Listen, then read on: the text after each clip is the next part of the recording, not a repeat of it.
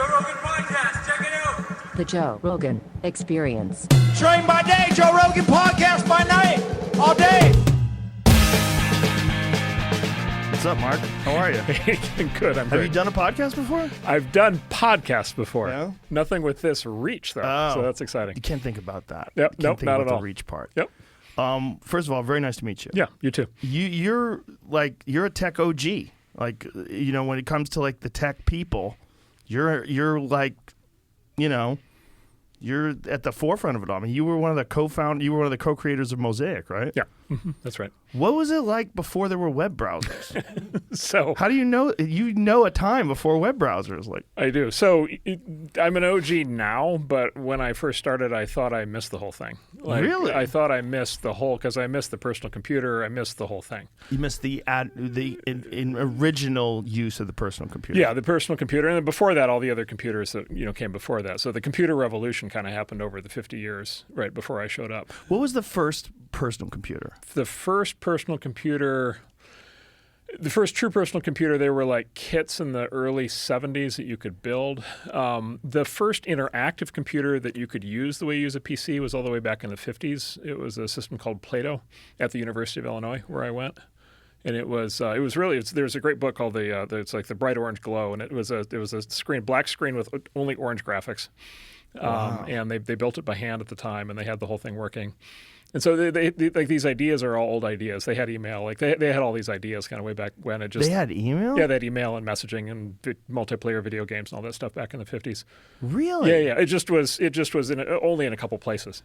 It was really hard to get it working. It was expensive. When you say multiplayer video games, it wasn't like a graphic video game. They had like very simple graphics, very simple like space war games or whatever. I mean, really, remember like Asteroids? Yeah. Yeah, like that quality of stuff, or even simpler than that. So what year was Asteroids? Asteroids would have been in the late 70s, 77, 78, 79, somewhere in there. Pong was 74, I think, which was the first arcade video game was Pong. Yeah, we had one somewhere around that time, and I remember thinking it was the most crazy thing I've ever seen in my life, that you could play a thing that's taking place on your television. You could move the dial, and the thing on the television would move. I mean, it was magic. Yeah. It's so crude and dumb Yeah. for kids today. They would never believe the impact that it had Yeah. on people back then. So before the one you had on your TV set, that was later on. Before they had the arcade game, the console in the arcade, and the story there is crazy. Is this guy Nolan Bushnell, who's the founder of this company Atari that basically created the video game industry, and he developed this game Pong.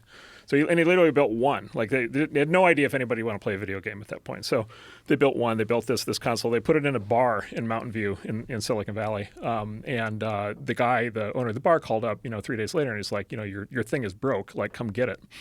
And Nolan's like all depressed, and he goes in and he realizes the thing, it's so jammed with quarters. It was so popular, right, that people just like kept jamming quarters in it, right? And it literally like it couldn't take any more quarters. And literally he was like, aha, proof people actually want to play video games. Like that's how, like, even that was not obvious at the time. Yeah, I remember the first video game arcades. Yeah. And like a complex game was that there was like a Dungeons and Dragons game. What was it called?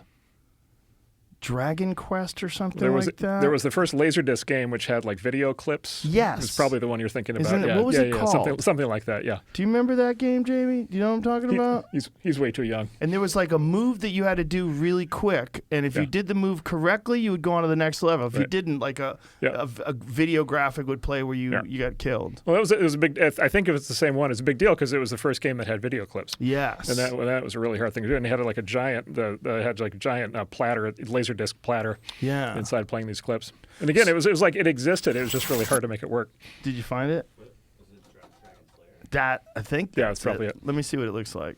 Yes, that's exactly what it was. Right. Dragon's Lair. Dragon's Lair. So if you did it correctly, you would get this video where you went through all the right moves and you got to the place, but you would have moments where you had to make a quick decision, and if you made the correct decision, like here, like jumping to the flaming ropes, if you made the correct decision, you would get across. Right. But if you screwed up, they would play a video of you dying. Right, exactly. And that was super sophisticated back then. Oh, yeah. This was a marvel at the time. And I remember the early days of the arcade, Yeah. where video arcades were around. Yeah. Yeah. So look, all this stuff is super obvious in retrospect. Like it's obvious in retrospect. Everybody wants to play games. They want them at home, all this stuff. Like at the time, it was not obvious. And that's kind of how all this new technology goes. It's how the internet was. In the very beginning, it's like, well, I don't think anybody's going to want to do this, was the overwhelming view. And then, and by the way, not all new technologies work. But the ones that do, people look back and they're like, well, that one must have been obvious. And it's like, no. Was it the people at IBM? Who was it that mocked the idea of a personal home computer? Yeah, there was a lot of that. Well, there was a famous statement of the founder of IBM, this guy, Thomas Watson Sr., and he did this. He famously said one of these things, maybe he said it, maybe he didn't, but he said there's no need for more than 5 computers in the world. And right. And the theory was basically the government needs 2. Right, they need like 1 for defense and 1's for like civilian use, and then there's like 3 big insurance companies, and that's like the total market, right? And that's all anything needs. And then there's a famous letter in the HP archives where some engineer told basically the founders of HP they should go in the computer business. There's an answer back from the CEO at the time saying, nobody's going to want these things. So like, yeah, it's tenuous. I mean, the famous New York Times wrote a review of the first laptop computer that came out in like 1982, 1983. And the review is, you read it, it's just scathing. It's just like, this is so stupid. I can't believe these nerds are up to this nonsense again. This is ridiculous. And then you realize like what the laptop computer was in 1982, it was 40 pounds. It was like a suitcase, right? And you open it up and the screen's like 4 inches big, right? And so like the whole thing's slow and it doesn't do much. And so if you just like take a snapshot at that moment in time, you're like, okay, this is stupid. But then, you project forward. And by the way, the people who bought that laptop got a lot of use out of it because it was the first computer you could carry. Like that turned out to be a big deal. Well, it's probably very valuable now, right? Yeah. Just as a novelty piece. Yeah. But like this idea that we got from like that's just absurd to literally everybody carrying a supercomputer in their pocket in the form of a phone in 30 years. So quick. Yeah. Actually really fast. When you were first getting on computers, so like how old were you when you first started coding and screwing around on computers? Well, I started coding before I had a computer. Yeah? So I taught myself. So I'm like right in the middle. I'm like the perfect Gen X age. I'm like about turned 51. I was born in 1971. The home computers started coming out in like 1980, 81, where like normal people could buy them. They got down to a few $100s. You hook them up to your TV set. And so I knew I wanted one, but like I couldn't afford. What did they run on? I hadn't mowed enough lawns yet to have the money to buy one. What did they run on? Like software? Yes. Oh, so Microsoft actually, they had a very simple operating system, and then they had Microsoft actually made what's called BASIC at the time, which was the programming language that was built in. And so when you say this is a home computer, but like who was buying them, and what function did they serve? Yeah, well, that was a big debate. The big debate at the time actually was, do these things actually serve any function in the home? And sort of the ads would all say basically it's because the ads are trying to get people to like basically pitch their parents on buying these things and be like, well, tell your mom she can she can file all of her recipes on the computer, right? They're like, that's the kind of thing they were reaching for, right? And then your mom says, well, actually, I have a little card, 3x5 card holder. I don't actually need a computer to file my recipes. So there was that. A lot of it was games. A lot of it was video games. And then, kids, like me, like to learn how to code.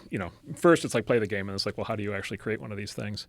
And then, businesses started to get a lot of, when the spreadsheet arrived, that was a really big deal because that was something that capability that business people didn't have until they had the PC. How much data storage did those things have back then? So my first computer had 4 kilobytes of storage, 4,000 bytes, 4,000 bytes of storage. And so you could write code, but you had to write code. You had to know exactly what was happening in basically every single slot of memory because there wasn't a lot to go around. And did it use a floppy disk or like? So later on, they had the floppy disks. That's new. When the beginning, they used cassette players.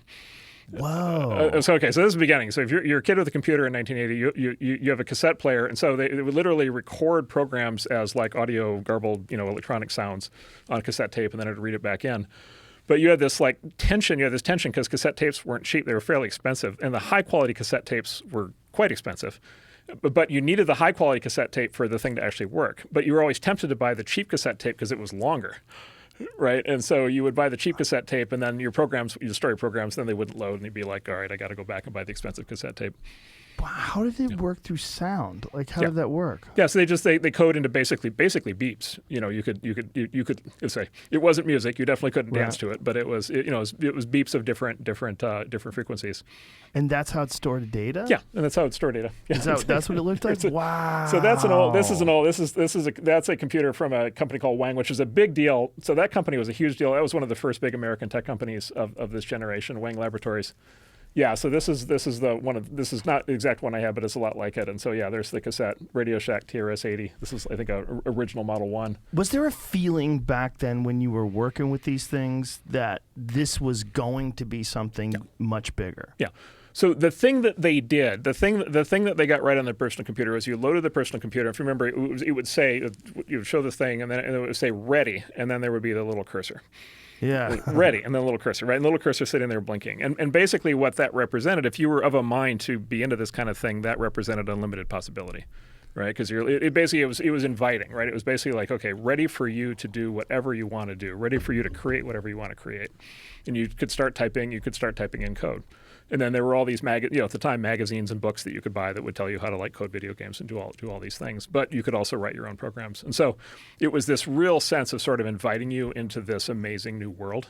And then that's what caused a lot of us kind of that generation to kind of get pulled into it early. Wow. Yeah. And so as you're watching this evolve around you, and you're a part of it as well, like when did you guys first make Mosaic? What year was that? Yeah, so that started in 92, and then really not kind even of hit Windows 95. Hit critical mass in Windows. Yeah, so yeah, no, it was pre-Windows 95. So it's Windows 3.1 was new back then, and Windows 3.1 was the first real version of Windows that a lot of people used, and it was what brought the graphical user interface to personal computers, right? So the Mac had shipped in 85. But they just never sold that many Macs, right? Most people had PCs. Most of the PCs just had text-based interfaces, and then Windows 3.1 was the big breakthrough. So the Mac got its user interface, the graphic user interface, from Xerox, right? Well, so there's this goes to the backstory. So the Xerox had a system. Yeah, Xerox had a system called the Alto, which was basically like a proto Mac. Apple then basically built a computer that failed called the Lisa, which was named after Steve Jobs' daughter, and then the Mac was the second computer they built with the GUI. But the story is not complete. The way the story gets told is that Apple somehow stole these ideas from Xerox. That's not quite what happened, because Xerox, those ideas had been implemented earlier by a guy named Doug Engelbart at Stanford, who had this thing at the time called the Mother of All Demos, which you can find on YouTube, where he basically in 1968, he shows all this stuff working. And then again, if you trace back to the 50s, you get back to the Plato system that I talked about, which had a lot of these ideas. And so it was like a 30-year process of a lot of people working on these ideas until, basically Steve was able to package it up in the Macintosh. I need to see that video. The Mother of All Demos. Yeah, so this is a legendary, this is a guy, Doug Engelbart. Said, well, this is going to be more important than it looks, so I'd like to set up a file. So I tell the machine, all right, output to a file. And it says, well, I need a name. I'll give it a name. I'll say a sample file. So you see on the right, that was the first mouse. So Doug Engelbart invented the mouse, among other things, and that's the first mouse there on the right. So he's showing the first mouse in use in the first computer system ever made. It was a 3-button mouse. It was a 3-button mouse. So could it copy and paste and all that stuff with those 3 buttons? He had word processing. He had all these. He had all kinds of interactive. He was one of the first 4 nodes on the internet back around that time. So he was even doing email back then, I think, or shortly thereafter. What? Here he's writing code. He was doing email in 68? Yeah. Very early on. Wow. So like sort of an intranet email. So you would have to be attached to the network to receive emails. Like, how did it work? It could either be, there were private email systems early on, but also he was on the original internet. The original internet in the U.S. started with only 4 computers on the internet, and one of them was his. Oh. So there were 4 nodes on the original network map, and so he was kind of plugged into this stuff. And where was that? It was something called Stanford Research Institute. So did you have to be local to be a part of it? Did it have to be connected by wire? Oh yeah. And in fact, it's not like it went through a telephone wire or anything like another, like dial up or anything like that. Well, so early on they were the same thing. So actually, early internet was actually integrated with dial up, and so early internet email actually was built. It didn't assume you had a permanent connection. It assumed you would dial into the internet once in a while, get all the data downloaded, and then you'd disconnect because it was too expensive to leave the lines open. One original server, like one large server. Well, the internet idea was all the computers are peers, right? So there's no single node, right? And so there's just 4 computers that talk to each other, which was the basis of what the internet is today. 4 computers computers talk to each other. Now it's 4 billion computers talk to each other, but it was that same idea. And how did they store things individually? Like, did you have access to each individual computer's data, or did they have a collective database? They had a combination of. I mean, now, this is very original. These were very simple systems as compared to what we have today. So these were very basic implementations of these ideas. But they had very simple what's called store and forward email. They had very simple what's called file retrieval. So if there's a file on your computer and you wanted to let me download it, I could download it. They had what was called telnet, where you could log into somebody else's computer and use it. So you are messing around with this stuff, and you guys create. Was it the very first web browser, or the first used by many people web browser? Yeah, it was the first. It was a productized. It was the first browser used by a large number of people. It was the first browser that was really usable by a large number of people. It was also one of the first browsers that had integrated graphics. The actual first browser was a text browser. The very first one, which basically was a prototype that Tim Berners-Lee created. So, but it was very clear at that point. Like we now have we have Windows, we have the Mac, we have the GUI, right? We have graphics, and then we have the internet, and we need to basically pull all these things together, which is what Mosaic did. And GUI is graphic user interface. Graphic user interface. What is a GUI? And again, it sounds like it's not. We've lived with the GUI now for 30 years. Most people don't remember computing before that. It sounds like obviously everything would be graphical, but it was not obvious at that point.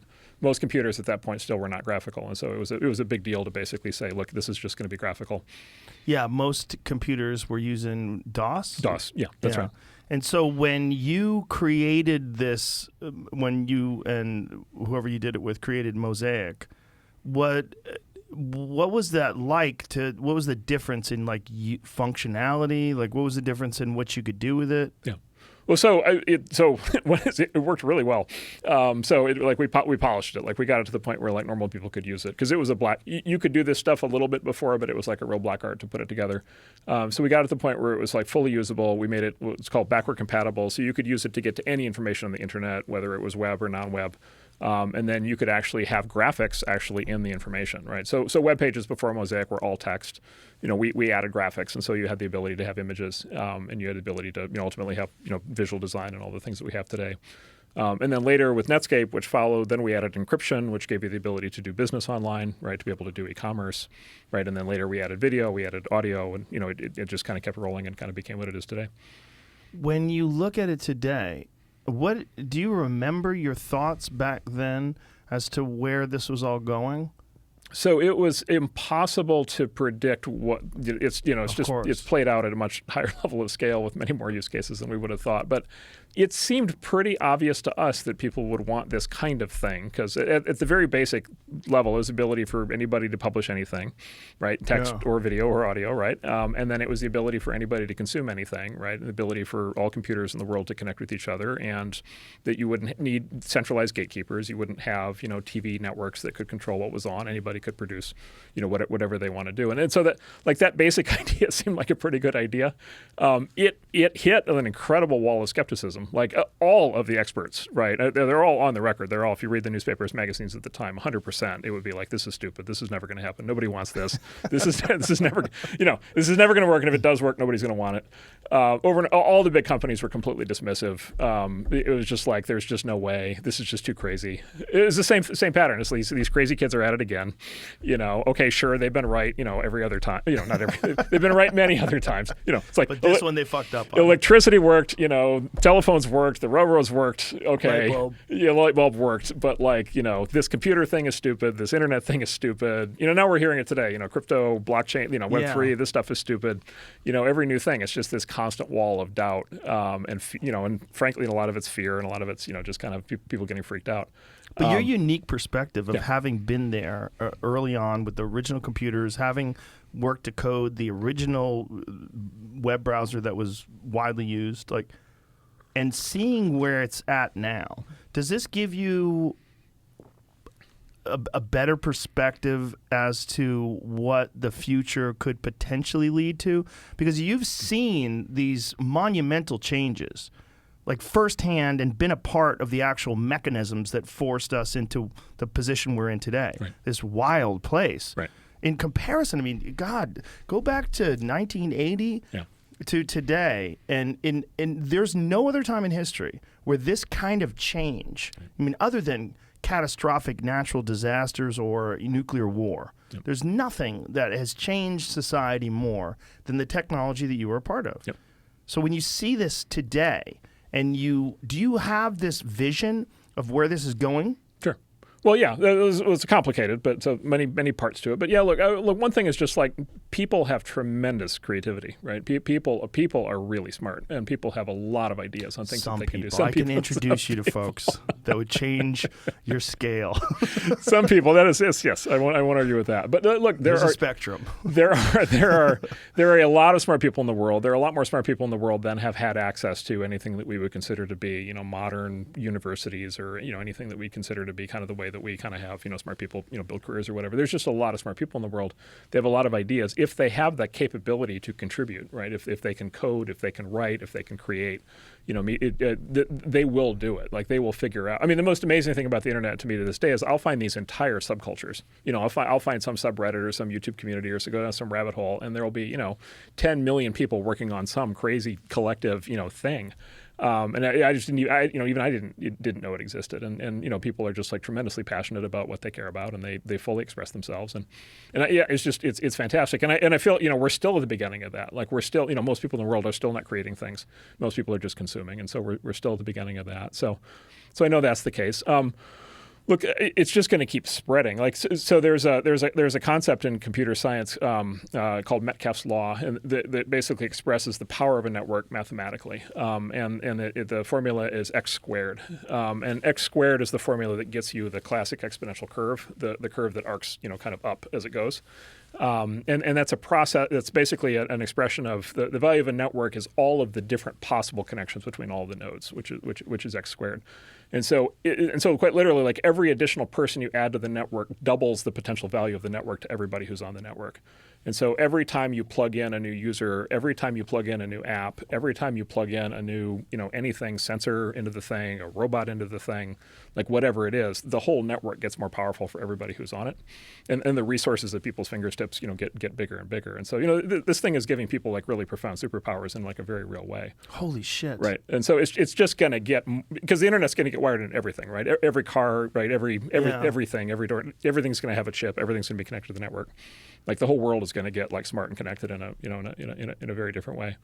And then look, we still have these legacy, we're still in the world, we're at like that weird halfway point, right? Where we still have like broadcast TV, right? And we still have like print newspapers, right? And we still have these like older things. Radio. We still have radio. Like these things still exist. They haven't gone away. And there's still, pretty significant, attention and dollars and prestige associated with these things. But I think it's obvious what's going to happen, which is all of that's going to transfer to the internet, right? Yeah. 100% of it. Right, and so we're still only halfway or partway, into the transition. It's going to get a lot more extreme than it is now. What do you anticipate to be like one of the big factors, if you're thinking about real breakthrough technologies and things that are going to change the game? Is it some sort of a human internet interface, like something that is in your body, like a Neuralink type deal? Is it something else? Is it augmented reality? Is it virtual reality? What do you think is going to be like the next big shift in terms of the symbiotic relationship that we have with technology? Yeah, so this is one of the very big topics in our industry that people argue about. We sit and talk about all day long, trying to figure out like which startups to fund and projects to work on. So I'll give you what I kind of think is the case. So the two that are rolling right now that I think are going to be really big deals are AI. On the one hand, and then cryptocurrency, blockchain, Web3, sort of combined phenomenon on the other hand. And I think both of those have now hit critical mass, and both of those are going to move really fast. So we should talk about those. And then right after that, I think, some combination of what they call virtual reality and augmented reality, VR, AR, some combination of those is going to be a big deal. Then there's what's called Internet of Things, right, which is like connecting all of the objects in the world online, and that's now happening. And then you've got the really futuristic stuff. You've got the Neuralink and the brain stuff, and all kinds of ways to kind of have the human body be more connected into these environments. That stuff's further out, but there are very serious people working on it. So let's start with AI because that's the scariest one to me. This Google engineer that has come out and said that he believes that the Google AI is sentient because it says that it is sad, it says it's lonely, it starts communicating, and Google is there. It seems like they're in a dilemma in that situation. First of all, if it is sentient, does it get rights? Right. Like, does it get days off? Yep. I had this conversation with my friend Duncan Trussell last night, and he was saying, imagine if you have to give it rights. Mm-hmm. Like, does it get treated like a human being? Like, what is it? Mm-hmm. Well, I'll make it even a step harder. What if you copy it? Right. Now you've got two of them. Well, that was what I said to Ray Kurzweil. Ray Kurzweil was talking at one point in time about downloading consciousness into computers, and that he believes that inevitably will happen. Right. And my thought was like, well, what's going to stop someone from downloading themselves 1,000 times? Yeah, of course. Right. With some Donald Trump type character just wants 1 million Trumps out there, out there doing speeches. Yeah. Like, what would stop that? Yeah, exactly. So let's start with what this actually is today, which is I think which is very interesting, not well understood, but very interesting. So what Google and this other company OpenAI that are doing these kind of text bots that have the been in the news. What they do, it's a program. It's an AI program. It's basically, it uses a form of math called linear algebra. It's a very well-known form of math, but it uses a very complex version of it. And then basically what they do is they've got complex math running on big computers. And then what they do is they have what they call training data. And so what they do is they basically slurp in a huge data set from somewhere in the world, and then they basically train the math against the data to try to kind of get it up to speed on how to interact and do things. The training data that they're using for these systems is all text on the internet. Right. So, and all text on the internet increasingly is a record of all human communication, right? That's all the text on the internet. All the text on the internet. So how does it capture all this stuff? Well, so Google's core business is to be the crawler. Famously, their mission: organize the world's information. They actually pull in all the text on the internet already to make their search engine work, and then and then the AI just scans that. And the AI basically uses that as a training set, right? And basically just basically chews through and processes it. It's a very complex process, but like chews through and processes it, and then the AI kind of gets a converged kind of view of like, okay, this is human language. This is what these people are talking about, and then it has all this statistical, when a human being says X, somebody else says Y or Z, or this would be a good thing to say or bad thing to say. For example, you can get you can detect emotional loading from text now. So you can kind of determine with the computer, you can kind of say this text reflects somebody who's happy because they're saying, oh, I'm having a great day, versus this text is like, I'm super mad, therefore it's upset. And so you could have the computer could get trained on, okay, if I say this thing, it's likely to make humans happy.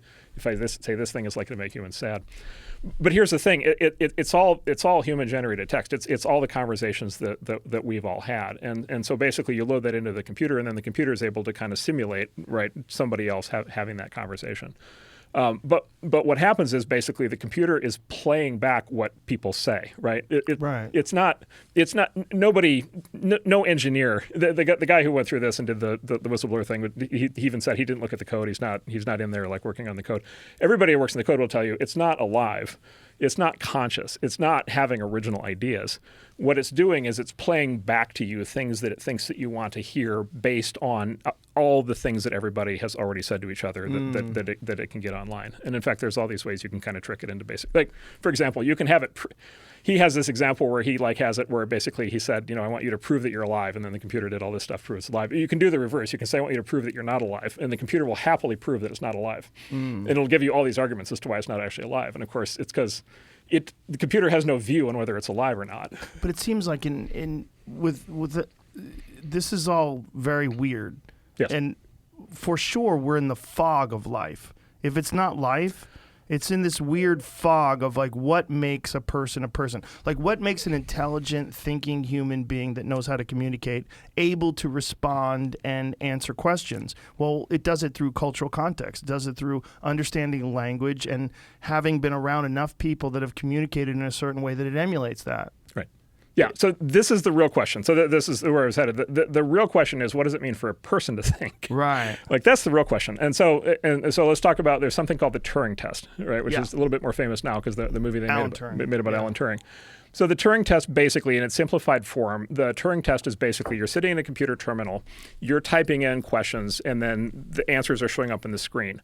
There's a 50% chance you're talking to a person sitting in another room who's typing the responses back. There's a 50% chance you're talking to a machine. You don't know, right? You're the subject. And you can ask the entity on the other end of the connection any number of questions, right? He or she or it will give you any number of answers. At the end, you have to make the judgment as to whether you're talking to a person or talking to a machine. The theory of the Turing test is when a computer can convince a person that it's a person, then it will have achieved artificial intelligence, right? Then it will be as smart as a person. But that begs the question of like, okay, like how easy are we to trick? Right. Like, and in fact, and so actually, it turns out what's happened. This is actually true. What's happened is actually there have been chatbots that have been fooling people in the Turing test now for several years. The easiest way to do it is with a sex chatbot, because they're the most gullible when it comes to sex. Specifically to men, of course. I bet women are like way less gullible. Women probably fall for it a lot less, but men, like you get a man on there with a sex chatbot, like the man will convince himself he's talking to a real woman like pretty easily, even when he's not. Right. And so just think of this as a slightly more, you could think about this as a somewhat more advanced version of that, which is, look, if it's an algorithm that's been optimized to trick people, basically, to convince people that it's real, it's going to pass the Turing test, even though it's not actually conscious, meaning it has no awareness, it has no desire, it has no regret, it has no fear, it has none of the hallmarks that we would associate with being a living being, like much less a conscious being. And so this is the twist, and this is where I think this guy at Google got kind of strung up a little bit, or held up, the computers are going to be able to trick people into thinking they're conscious, like way before they actually become conscious. And then there's just the other side of it, which is like we have no idea. We don't know how human consciousness works. Like we have no idea how the brain works. We have no idea how to we have no idea how to do any of this stuff on people. The most advanced form of medical science that understands consciousness is actually anesthesiology, because they know how to turn it off. Right? They know how to click, power off, and then they know how to power back on, which is also very important. But like they have no idea what's happening inside the black box, and we have no idea. Nobody has any idea. So this is a parallel line of technological development that's not actually recreating the human brain. It's doing something different. It's basically training computers on how to understand, process, and then reflect back the real world. It's very valuable work because it's going to make computers a lot more useful. For example, self-driving cars. This is the same kind of work that makes a self-driving car work. Yeah. Right? So this is very valuable work. It will create these programs that will be able to trick people very effectively. Right. And so there, for example, here's what I would be worried about, which is basically like what percentage of people that we follow on Twitter are even real people. Right. Elon is trying to get to the bottom of that right now. He's trying to get to the bottom of that, specifically on that issue from the business. But just also think more generally, which is like, okay, if you have a computer that's really good at writing tweets, if you have a computer that's really good at writing angry political tweets or writing whatever absurdist, humor or whatever it is, like, and by the way, maybe the computer is going to be better at doing that than a lot of people are. You could imagine a future internet in which most of the interesting content is actually getting created by machines. There's this new system, DALL-E, that's getting a lot of visibility now, which is this thing where you can type in any phrase and it'll create you computer-generated art. Right? Oh, I've seen that. Yeah. They've done some with me. It's really weird. Yeah. Chase Lepard, he's got a few of them that he put up on his Instagram. How does that work? Yeah. So it's a very similar thing. So basically, what they do, and Google has one of these, and OpenAI has one of these. What they do is they pull in all of the images on the internet, right? So if you think about, if you go to Google Images or whatever, just do a search. On any topic, it'll give you 1,000 images of you, whatever, and then basically they pull in all the images. Yeah, that's me. Exactly. How bizarre. Yeah, so that's AI-generated art. So that's AI-generated art. That's a different program. That's just basically doing, sort of psychedelic art. The DALL-E ones are basically, they're sort of composites where they will give you basically, it's almost like an artist that will give you many different drafts. Yeah, That's another one of me. Yeah. So the first one, go back to that, please. Yeah, you just had it up. It's what does it say? It said, Joe Rogan facing the DMT realm, insanely detailed, intricate, hyper masculinist, dark, elegant, ornate, luxury, elite, horror, creepy, ominous, haunting, moody, dramatic, volumetric, light, 8K render, 8K post, hyper details. So they say that, and then they enter all this stuff in, and this is what comes out? And this is what comes out. Now, holy shit. Yes. Okay, so first of all, yes, it's incredible. Like, that's amazing. It's an original work of art that is exactly to the spec that... Why'd they make my nose look like that? Doesn't really look like that, right? Not today. It's a little off. I would say if that was an artist, I'm like, I think you got the nose wrong, and you made my jaw. Well, too it's big. referencing these other artists. If you see at the end, it's actually Yes. it's referencing. So it's probably pulling in portraits, right, of other people from those artists and using it to do a wild. composite thing, right? But Exactly. the fact that it can make art, Now, but see what it's doing, right? So it's very impressive. I mean, the output's very impressive, and the fact that it can do that is impressive, but it's being told exactly what to do. Yes. Like, it didn't have the idea that it was going to do that. It was told it's following instructions. right? Right. So it's not sitting there like a real artist dreaming up new artistic concepts. Right, but here's the question, because you were saying this before, that it can trick people into thinking it's real. How do we know what is alive? So but this is the question. Like, that's if the it question. can, what is a human consciousness interacting with another human consciousness? Yep. I mean, it is data. Yep. It is the understanding of the use of language, inflection, tone, the vernacular that's used in whatever region you're communicating with this person in to make it seem as authentic and normal as possible. Right. And you're doing this back and forth like a game of volleyball, right? Yep. This is what language is and a conversation is. If a computer's doing that, Yep. well, it doesn't have a memory. Well, but it does have memory. Yeah. Well, it doesn't have emotions. Is that what we are? I don't know. Because if that's what we are, then that's all we are. Well- because the only difference is emotion and maybe biological needs, like the need for food, the need for sleep, the need for for touch and love and all the weird stuff that makes people, Yeah. the emotional stuff. But if you extract that, Right. the normal interactions that people have on a day-to-day basis, it's pretty similar. Yeah. Well, so here would be the way to think about it is like, what's the difference between an animal and a person, right? Like, why do we grant people rights that we don't grant animals rights? And of course, that's a hot topic of debate because there are a lot of people who think animals should have more rights. But fundamentally, we do have this idea. We have this idea of what makes a human distinct from a horse or a dog, right? Is self-awareness, right? Is a sense of self, a sense of self being conscious. Right. I Descartes. I think, therefore I am. Right. Right. And so at least we have this concept, this philosophical concept of consciousness being something that involves self-awareness. Like the computer is like I told you, the computer is quite capable of telling you it has self-awareness. Yeah. It's also quite capable of telling you it doesn't. It doesn't care. Right. It has no opinion on whether it has consciousness or not, and that's why I'm confident that these things are not conscious. They're not alive. But are these things It's they just lear- it's it math. is a program. It's a right. program. Yeah. But at what point in time Right. does the program figure out how to write better programs? Right. At what point in time does the program figure out how to manifest a physical object that can take all of its knowledge and all the information that's acquired through the use of the internet, which is basically the origin theme in Ex Machina. Right. Right? The super scientist guy, he's using his web browser, his search engine, to scoop up all people's thoughts and ideas, and he puts them into his robots. Yeah, which is basically what these companies are doing. hopefully with a different result. Well, let me bring. There's another topic. That word, hopefully. There's another topic.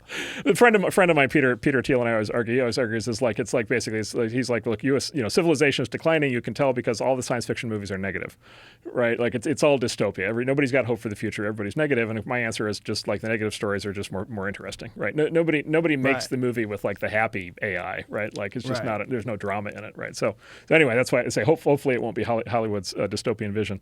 But here's another question though: the nature of consciousness, right? Which is another idea that Descartes had. That I think therefore I am guy had. Is he had this idea of mind-body dualism, which is also what Ray Kurzweil has with this idea that you'll be able to upload the mind, which is like okay, there's the mind, which is like basically all of this, some level of software equivalent coding, something happening, and how we do all the stuff you just described. And then there's the body, and there's some separation between mind and body, where maybe the body is could be arbitrarily modified or is disposable or could be replaced replaced by a computer. It's just not necessary once you upload your brain. And of course, and this is a relevant question for the AI because, of course, the AI DALL-E has no body. GPT-3 has no body. Right. Well, do we really believe in mind-body? Do we really believe mind and body are separate? Like, do we really believe that? And what the science tells us is no, they're not separate. In fact, they're very connected, right? And a huge part of what it is to be human is the intersection point of brain and mind, and then brain to rest of body. For example, all the medical research now that's going into the influence of gut bacteria on behavior, right? And the role of viruses and how they change behavior, and so basically, like, I think the most evolved version of this, the most sort of advanced version of this, is like whatever it means to be human. It's some combination of mind and body. is some combination of logic and emotion. It's some combination of mind and brain. It leads to us being the crazy, creative, inventive, destructive, innovative, caring, hating people we are, right? The sort of mess, the mess that is humanity. Right, like that's amazing. Like that you know, the 4 billion years of evolution that it took to get us to the point where we're at today is like amazing. And I'm just saying, like, we don't have the slightest idea how to build that. Like we don't even understand how we work. We don't have the slightest idea how to build that yet. And that's why I'm not worried that these things like somehow come alive or they start to. Yeah, see, I'm much more worried than you because my concern is not just how we work, because I know that we don't have a great grasp of how the human brain works and how the consciousness works and how we interface with each other in that way. But what we do know is all the things that we're capable of doing in terms of we have this vast database of human literature and accomplishments and mathematics and all the different things that we've learned. All you need to have is something that can also do what we do, and then it's indistinguishable from us.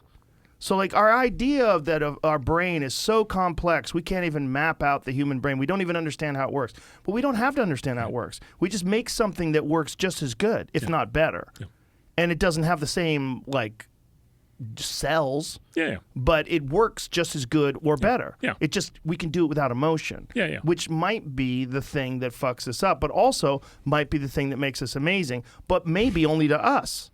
Right? To the universe, where like these emotions and all these biological needs, this is what causes war and murder and all the and thievery and all the nutty things that people do. Right. But if we can just get that out, then you have this creativity machine. Right. Then you have this force of constant, never-ending innovation, which is what the human race seems to be. Yeah. If you could look at it from outside, I always say this, that if you could look at the human race from outside the human race, you'd say, well, what is this thing doing? What's making better stuff? Mm-hmm. All it does is make better stuff. It never goes, we're good. Right. It just constantly, new phones, better TVs, faster cars, jets that go faster, rockets that land. That's all it ever does is make better stuff. Collectively, and even materialism, which is a thing where people go, oh, it's so sad. People are so materialistic. What's the best fuel for innovation? Right.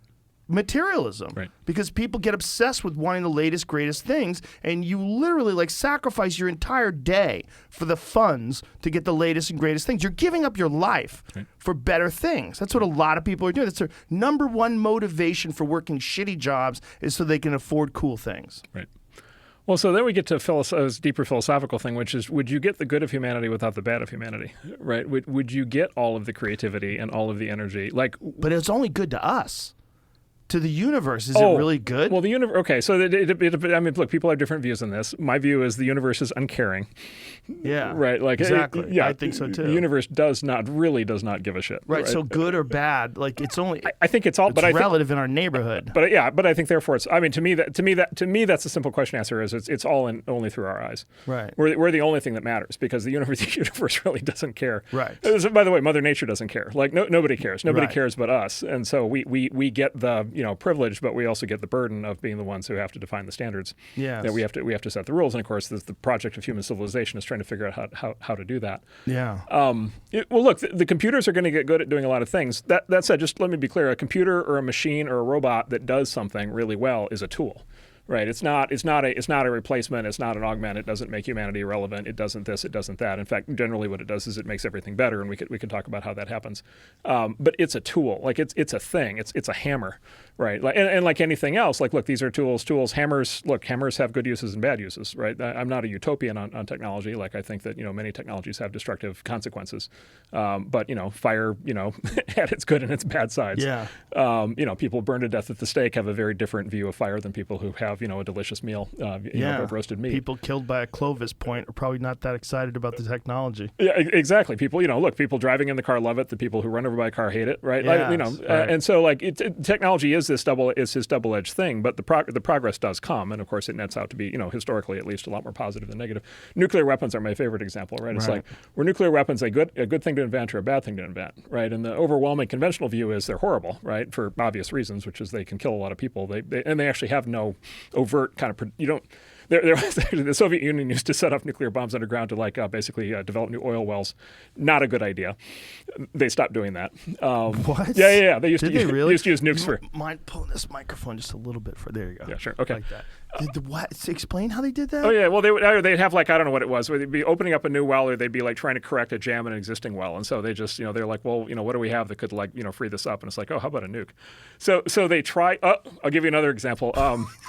The U.S. government had a program in the 1950s. The Air Force had a program in the 1950s called Project Orion, and it was for spaceships that were going to be nuclear powered, not nuclear powered with a nuclear engine, but they were going to be a spaceship, and that would be like a giant, basically lead, dome, and then they would actually set off nuclear explosions to propel the spaceship forward.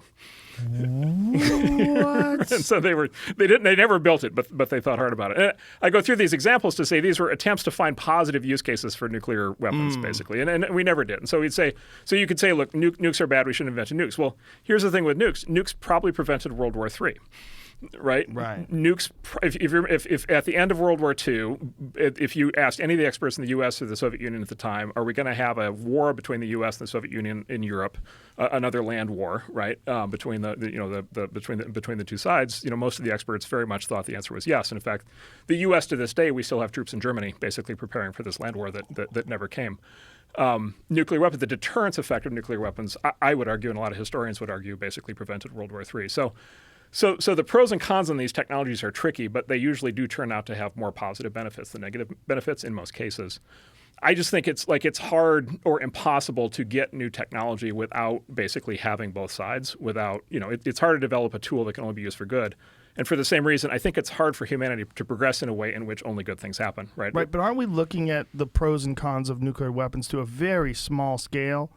I mean, we're looking at it from 1947 to 2022. Yeah. That's such a blink of an eye. Yeah. We could still fuck this up. We could really screw it up. The consequences are so grave that if we do fuck it up, it's literally the end of life as we know it for every human being on Earth for the next 100,000 years.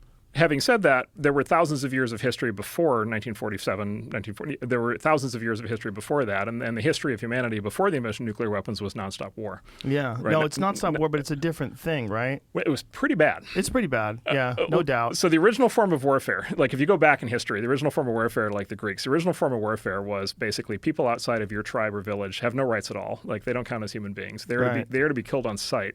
Right, and then the way that warfare happened, for example, between the Greek cities, and this is at the heyday of the Greeks, Athens and Socrates and all this stuff. The way warfare happened is we invade each other's cities. I burn your city to the ground. I kill all your men, and I take all your women as slaves, and I take all your children as slaves.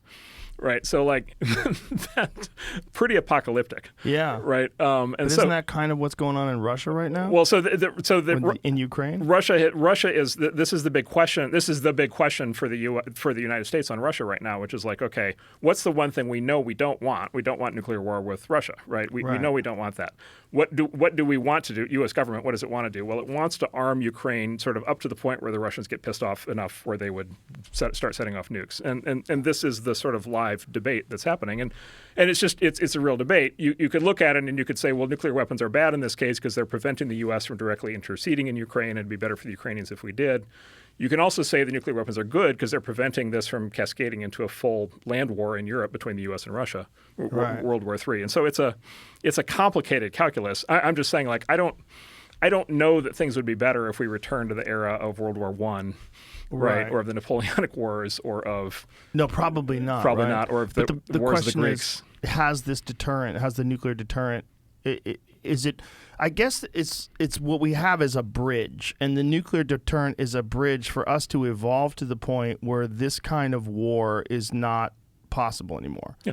We have evolved as a culture where whatever war we have is nothing like World War I or World War II. Well, there's an argument in sort of defense circles that actually nuclear weapons are actually not useful. They seem useful, but they're not useful because they can never actually get used. That it's a hollow threat. Right. Unless you're Putin. Right. Yeah. It basically, it's no matter what we do to Putin, he's never going to set off a nuke, because if he set off a nuke, it'd be an act of suicide, because if we nuked in retaliation, he would die. And none of these guys are actually suicidal now. Right. But with hypersonic weapons, that doesn't seem to be the case anymore. Right. So now we have hypersonics. Right. Exactly. So now we have hypersonics coming coming along, that changes the playing field, right? That's a non-nuclear weapon with potentially, very profound consequences. And so, yeah, look, But they have nukes that are hypersonic. They have, but they also have they have that, Right. but they also have non-hypersonics. And so, like, one of the questions on non-nuclear hypersonics is, for example, is it the first weapon that can take out aircraft carriers? And if so, that changes the balance of power. Right. So anyway, there's all these questions. But Right. however, my point at least was even nuclear weapons, like, you can point to this actually very positive outcome. And so most of these technologies, when they look scary up front, as you get deeper into them, people are creative. People figure out ways to use these things in ways that end up actually being very positive. Hopefully. Yeah. Right? So how did we get on this tangent? We got on this tangent talking about whether or not artificial life is life, and how do you decide whether it's life?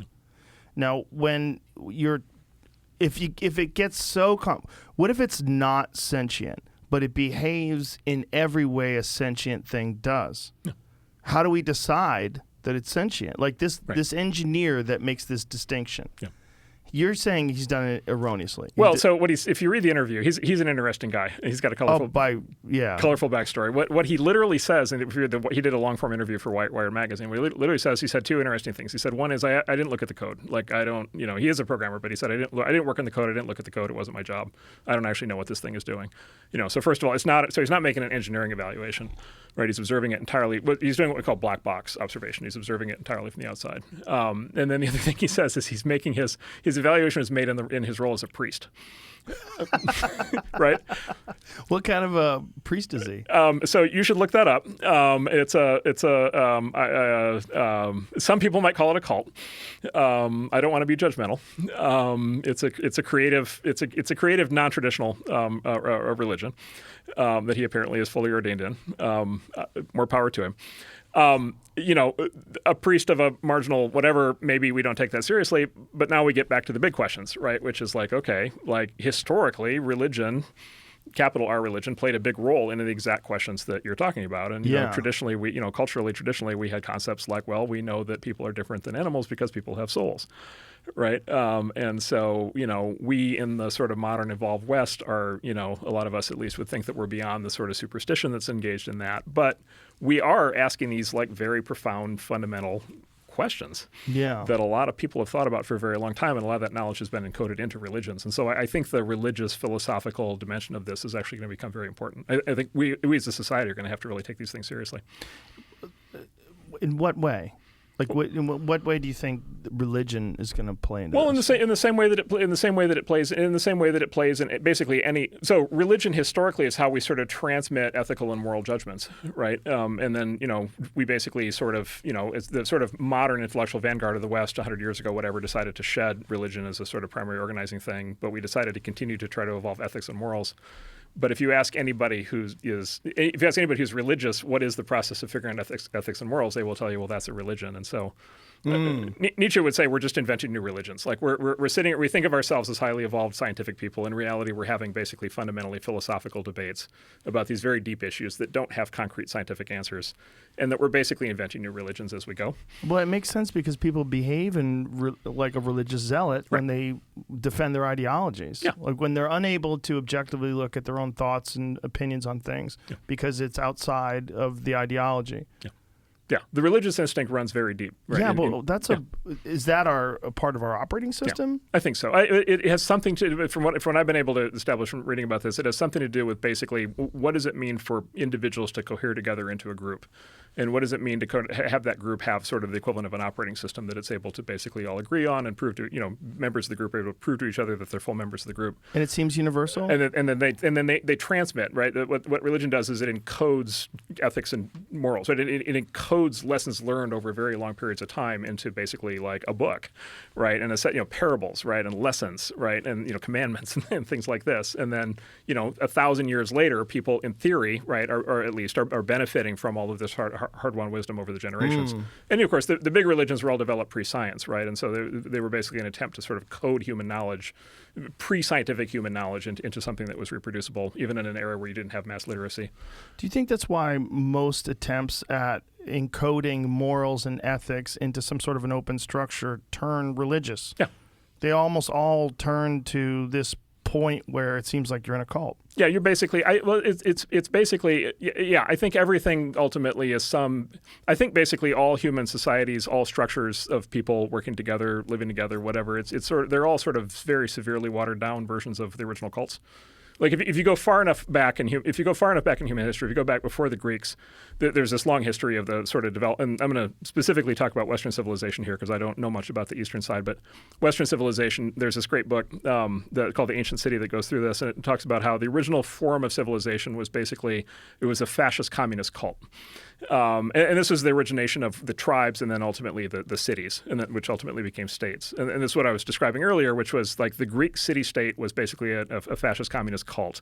It had a very concrete, specific religion. It had its own gods. People who were not in that cult, right, did not count as human, had no rights, and were to be killed on sight or could be like freely enslaved. Like they had no trouble. They had no moral qualms at all about enslaving people or killing people who weren't in their cult because they worship different gods. They don't count. Yeah. Right. And so that was the original form of human civilization. And I think the way that you can kind of best understand the last, 4,000 years and even the world we're living in today is we just have we have a millionth the intensity level of those cults. Like we've watered, I mean, even our cults don't compare to what their cults were like. Right.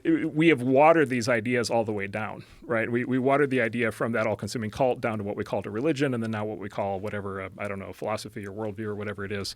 And now we've watered it all the way down to, CrossFit. Like, So I view it as so in an important way. It's like it's been a process of diminishment as much as it's been a process of advancement. But you're exactly right. Like you can see and this is actually relevant in a lot of the tech debates because you can see what happens, which is humans we want to be members of groups. We want to reform into new cults. We want to reform into new religions. We want to develop new ethical and moral systems and hold each other to them. By the way, what's a hallmark of any religion? Hallmark of any religion is some belief that strikes outsiders as completely crazy, right? What's the role of that crazy belief? The role is that by professing your belief in the crazy thing, you basically certify that you're a member of the group, right? You're willing to stand up and say, yes, I'm a believer. Yes, I have faith. Therefore, I'm a member of the group. Therefore, include me in the circle and don't. That's woke Twitter. And yes, and so basically, what woke Twitter has basically recreated. They're a non-spiritual religious cult. Yes. They exhibit all the same religious behaviors, right? They have excommunication. Yes. They have sin. They have redemption or lack thereof, right? They have original sin, right? Privilege, like proclamations of piety. All that stuff. Yeah. By the way, they have they have church, DEI seminars, like right? Yes. They've got. They have recreated a form of basically evangelical Protestantism is in sort of structural terms like that. That's what they've actually done. Nietzsche actually predicted this. He said basically, because Nietzsche wrote at the same time that Darwinism, right? Nietzsche wrote at the same time that Darwin was basically showing with natural selection that the physical world didn't exist necessarily from creation, but rather evolved, right? It wasn't actually 6,000 years old. It was actually 4 billion years old, and it was this long process of trial and error as opposed to creation that got us to where we are. And so Nietzsche said, this is really bad news, right? This is going to kick the legs out from under all of our existing religions. It's going to leave us in a situation where we have to create our own values. He said there's nothing harder in human society than creating values from scratch. Like it took thousands of years to get Judaism to the point where it is today. It took thousands of years to get Christianity. It took thousands of years to get Hinduism, and we're going to do it in 10, right, or 100. But even the thousands of years that people did create various religions and got them to the point where they're at in 2022, they did it all through personal experience, life experience, shared experience, all stuff that's written down, lessons learned. I mean, wouldn't we be better suited to do that today with a more comprehensive understanding of how the mind works and how emotions work and the roots of religion? I mean, this is the atheist position, right? Is that you're much better off constructing this from scratch using logic and reason instead of all this encoded superstition. However, what Nietzsche would have said is, boy, if you get it wrong, it's a really big problem, right? Like if you get it wrong, he said, God is dead and we will never wash the blood off our hands, right? Like, right? Basically meaning that like this is going to lead. He basically predicted a century of like chaos and slaughter, and we got a century of chaos and slaughter, right? Yeah. Right, because literally what happened, right, was Nazism was basically a new religion. Communism was a new religion. Like both of those went viral, as we say, and then they they both had like catastrophic consequences. Yeah, and it's like, okay, all of a sudden, maybe Christianity, Judaism don't look so bad. What seems to that kind of religious thinking applies to so many critical issues of our time. Yeah. Like even things like climate change. Right. I've brought up climate change to people, and you see this this almost like ramping up of this defending of this idea that upon further examination, they have very little understanding of, or at least a sort of a cursory understanding that they've gotten through a couple Washington Post articles. Right. But as far as like a real understanding of the science and long-term studies, very few people who are very excited about climate change. Yep. It seems like almost like a thing. Like, clearly, don't get me wrong. It's like this is something we should be concerned with. This is something we should be very proactive. We should definitely preserve our environment. But that's not what I'm talking about. What I'm talking about is this inclination for people to support or to like robustly defend an idea that they have very little study in. Right. So I won't take a position on climate. No, I don't want you to. Change, yeah. But it's clear it's real. But the phenomenon, well, so it's complicated. So Yes. it's complicated. It's based on simulations of a very complex system. Like it's not the climate studies are not scientific experiments in the traditional sense. There's no no control. There's no other Earth that we're comparing to that has more or less emissions, and so it's all modeling. You know, we saw what good modeling was during COVID, which it turned out at least not very good for COVID. Maybe it's better for climate. Like it's complicated. Like it's very complicated. Have you read Unsettled? Not yet. No. Not yet. So I was going to say, so the funniest thing, I was going to bring up that term, the funniest thing that you hear that tips onto when it sort of passes into a religious conversation is this idea of the science is settled. Yes. The science is settled is not how science works, right? Feynman said, like, science is the process. Richard Feynman, the famous scientist, said science is the process in not trusting the experts, right? Very specifically, what we do in science is we don't trust experts because they're certified experts. What we do is we cross-check everything they say. Any scientific statement has to be what's called falsifiable, which means there has to be a way to disprove it. There has to be vigorous debate constantly about what's actually known and not known, right? And so this idea that there's something where there's a person who's got a professorship, or there's a government body of some kind, or a consortium or something, and they get together and they all agree and they settle the science, like that's not scientific. Right. And so that's the tip-off at that point, that you're no longer dealing with science when people start saying stuff like that, and you weren't dealing with science when they did it with COVID, right? And you're not dealing with science when they do it with climate, right? That's a great example. Then you're dealing with a religion, and then you're getting all the emotional consequences of a religion. And you also get various factions of this religion, right? You have your right-wing faction of the religion that takes a stance that seems to be rooted in doctrine, as well as your left-wing side, and you can kind of predict what side a person's on by asking them one or two questions. How do you feel about a woman's right to choose? Right? How do you feel about the Second Amendment? Right. How do you feel? And then you could run those things a few times, and then I can pretty accurately guess what side of the fence you're on. Right. It's out how they all cluster. Right. Yeah, and what they are, and we're all in these. I mean, I'm in probably in a half dozen of these myself. But yeah, we're all in these various secularized religions. Yeah. They're being used. Jonathan Haidt has this great term. He says morality binds and blinds. He talks about a lot. So binds, which is the purpose of morality, is to bind a group together, right? And then blinds, basically, if you bind the group together, you want to blind the group to disconfirming information, right? Because you want everybody to agree. You want everybody on the same page because you want to maintain group cohesion. Right. But it's about group cohesion. If they're correct or not on the details is not really important to whether the religion works. Have you thought back on the origins of this kind of the function of the mind to create something, this kind of structure? And do you think that this was done to because it's fairly universal, right? It exists in humans that are separate from each other by continents and a little far away on other sides of the ocean.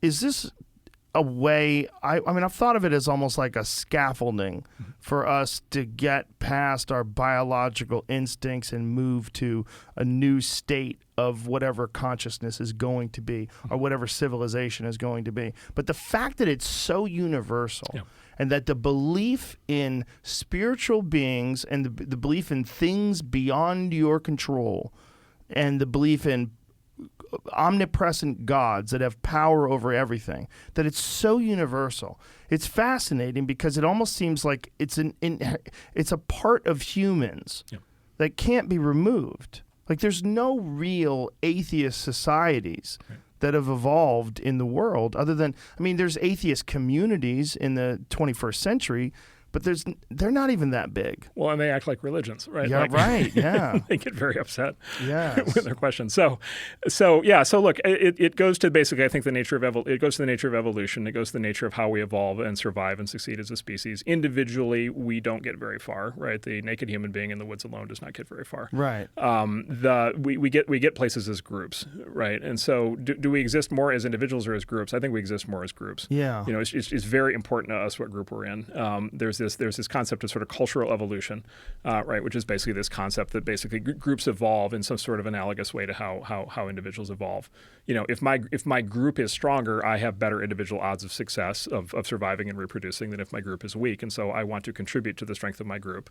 You know, even if it doesn't bear directly on my own individual success, I want my group to be strong. Right, and so basically you see this process. Basically, the lonely individual doesn't do anything. It's always the construction of the group, and then the group needs glue. It needs bonding, and therefore religion, right? Therefore morality, therefore the binding and blinding process. Yeah, and I think it's just inherent. Like I think it's just inherent, and like I said, I think what we're dealing with today is a much diluted version of what we had before. It's much these things are all, they seem strong today. They're much weaker today than they used to be. For example, they're less likely to lead to physical violence today than they used to be, right? There's like right. There aren't really violent religious wars in the U.S. Right? You know, in the West, like that doesn't happen now. It's like a virtual. Now we have like virtual religious wars where at least we're not killing each other. And then, you know, you can kind of extend this further, and it's like, okay, what is a fandom, right, of a fictional property, right, or what is a hobby, right, or what is a whatever, what is any activity that people like to do, what is a community, what is a company, what is a brand, what is Apple, right, and these are all we view it as like these are basically sort of increasingly diluted cults, yes. right, that basically maintain the very basic framework of a religion, yeah, right, and basically serve as a way to bind people together, and I just think like that's one of my big takeaways from like just kind of watching how companies evolve over the years. Like individuals are important as individuals, but everything interesting that happens in a group setting. And so we're just, and this goes to like consciousness is like we are mentally driven to form groups. We seem to be biologically driven to form groups. Like it seems very innate, very deeply seated. You know, it seems like the only way we work. We have ethnocentrism. We have some level of preference for other people who are from the same genetic groupings. You know, that's the concept of a people, right, which used to be basically how human society was designed. We continue to have huge debates about what that means today with all the race issues. Right, these are central. No matter how intellectual and abstract we get, these are all central experiences. So this thing that we have, this operating system, religion seems to be a core component of it, right? What other core components would AI have to get down before it would be considered sentient? So it has to be able to communicate. It has to be able to recognize that you're communicating as well and to respond and to volley back and forth. It has to be able to make its own decisions. It has to be able to act or at least assert itself. It has to. Does it have to have feeling? Well, the central Descartes the central intellectual thing would be it has to be able to prove that it has self-awareness. And what is self-awareness?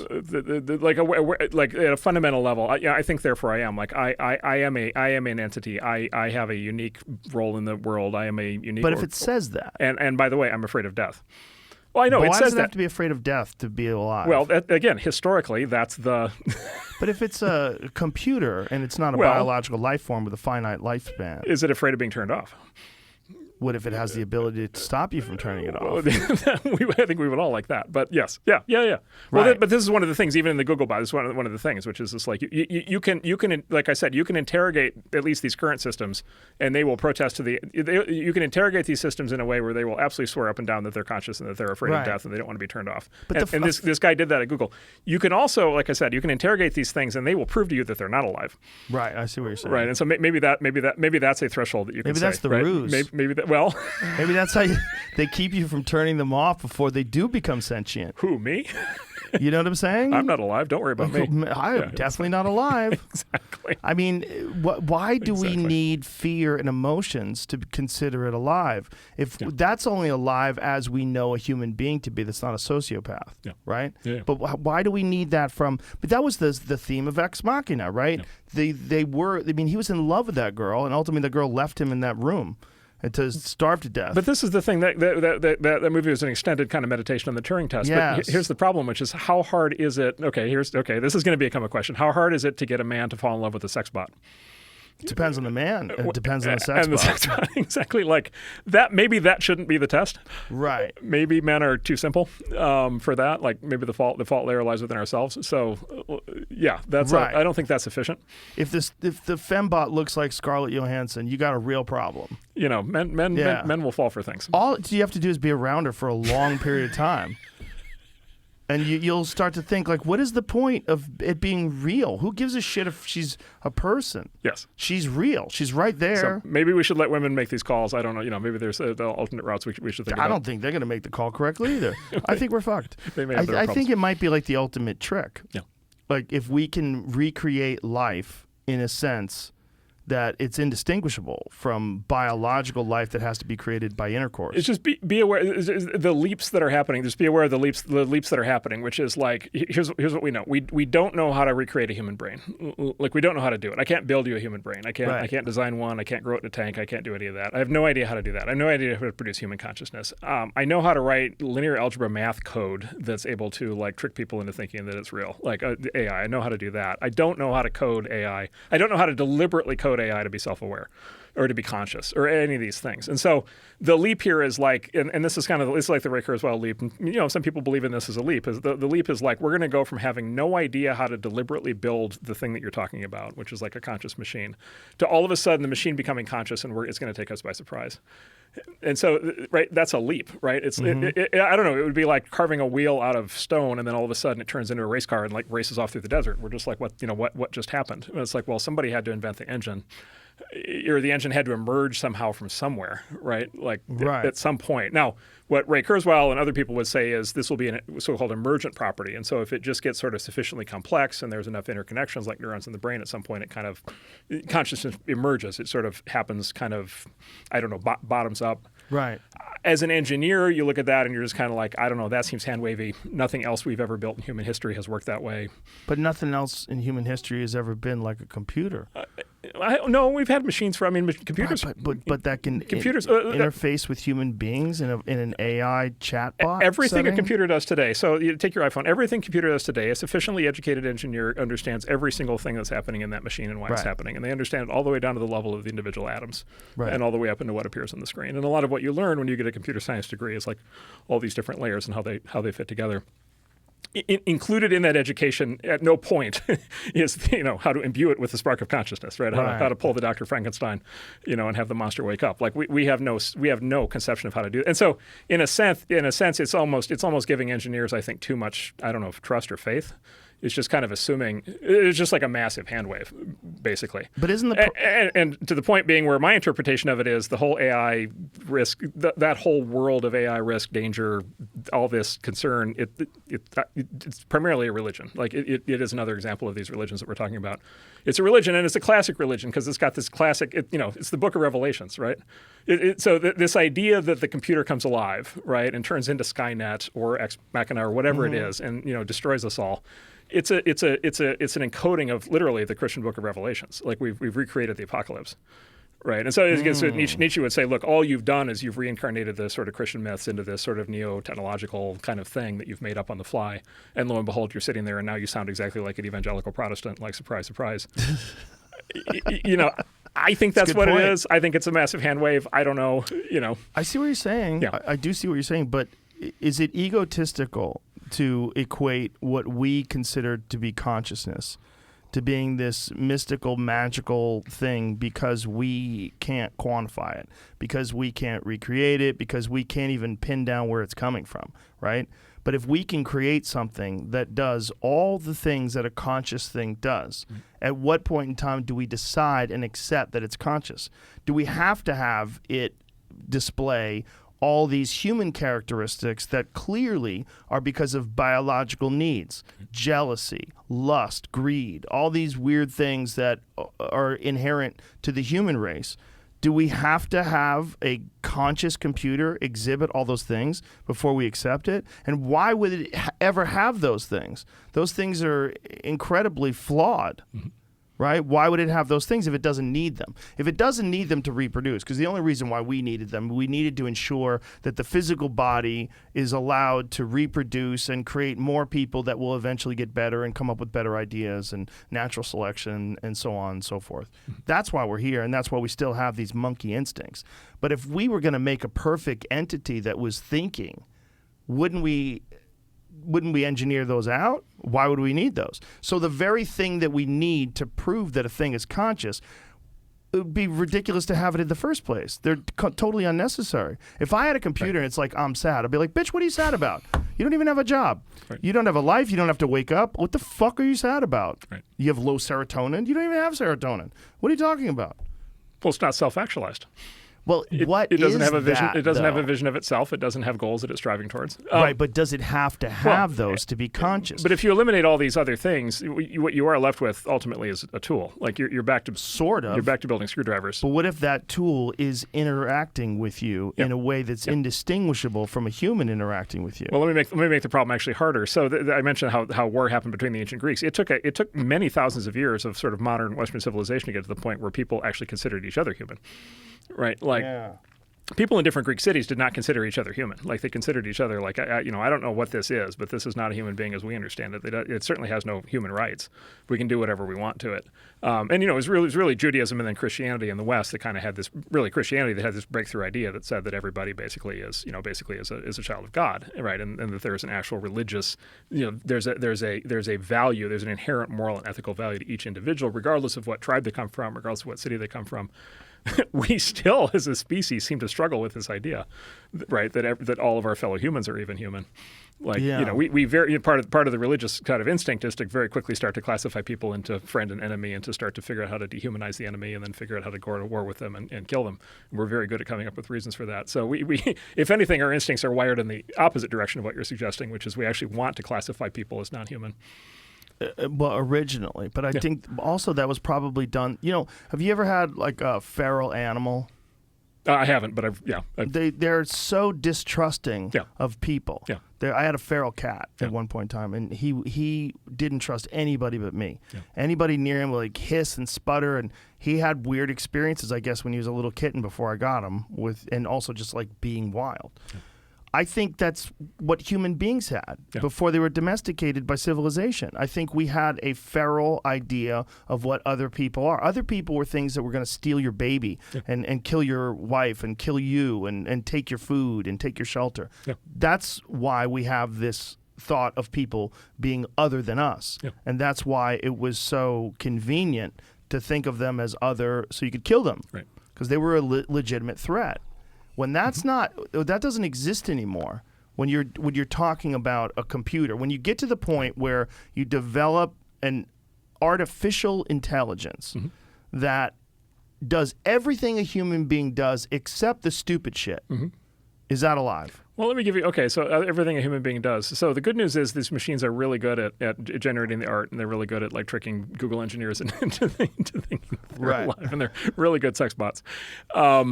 They can't fold clothes. Why not? It turns out to be really hard to fold clothes. But they can make microchips. It's really hard to fold. You cannot buy a robot today that will fold your clothes. What? You cannot find a robot in a lab that will fold your clothes. Is it because all clothes are different? No robot will like pack your suitcase for you. Like no robot will it's just like it's all of a sudden it's just like you've got all this judgment, you've got all these questions, you've got managing 3D space.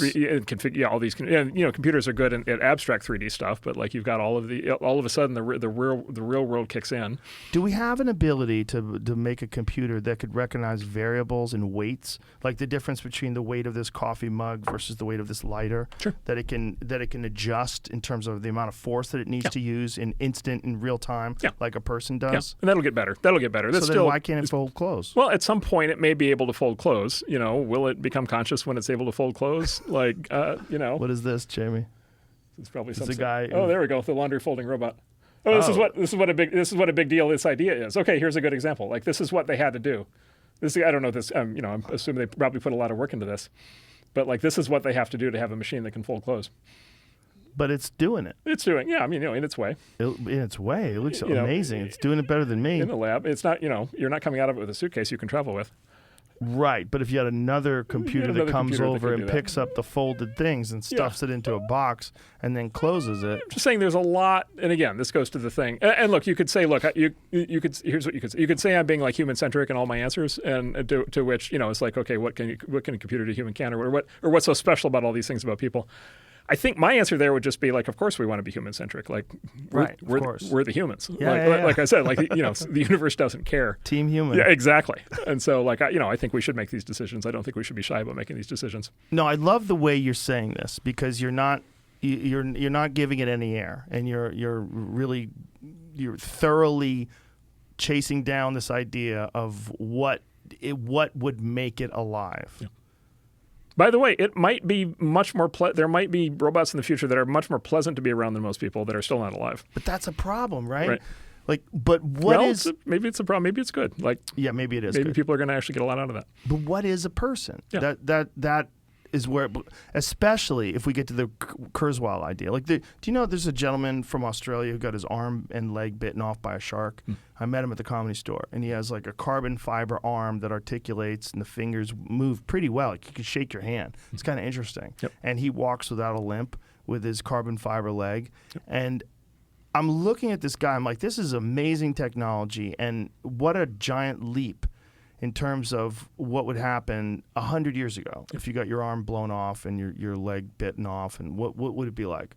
Well, you'd have a very crude thing. You'd have a peg and a hook, right? That's pirates. Yeah.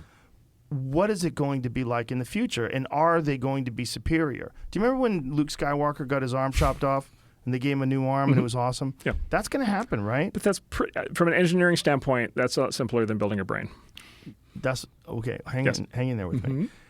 What if it gets to the point where your whole body is that? Yeah. But again, that's a lot simpler than building a brain. And then you take your brain and you put it into this new artificial body that looks exactly like you when you were 20. And we may know how to do that before we understand how consciousness works in the brain. Right. Yeah.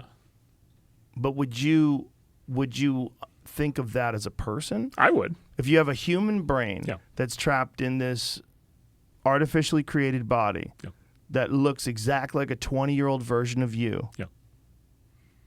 I would. Now, there are scientists who wouldn't, right? There are scientists who would say, look, this goes back to the mind-body duality question. There are scientists who would say, look, the rest of the body is actually so central to how the human being is and exists and behaves, and gut bacteria and all these things.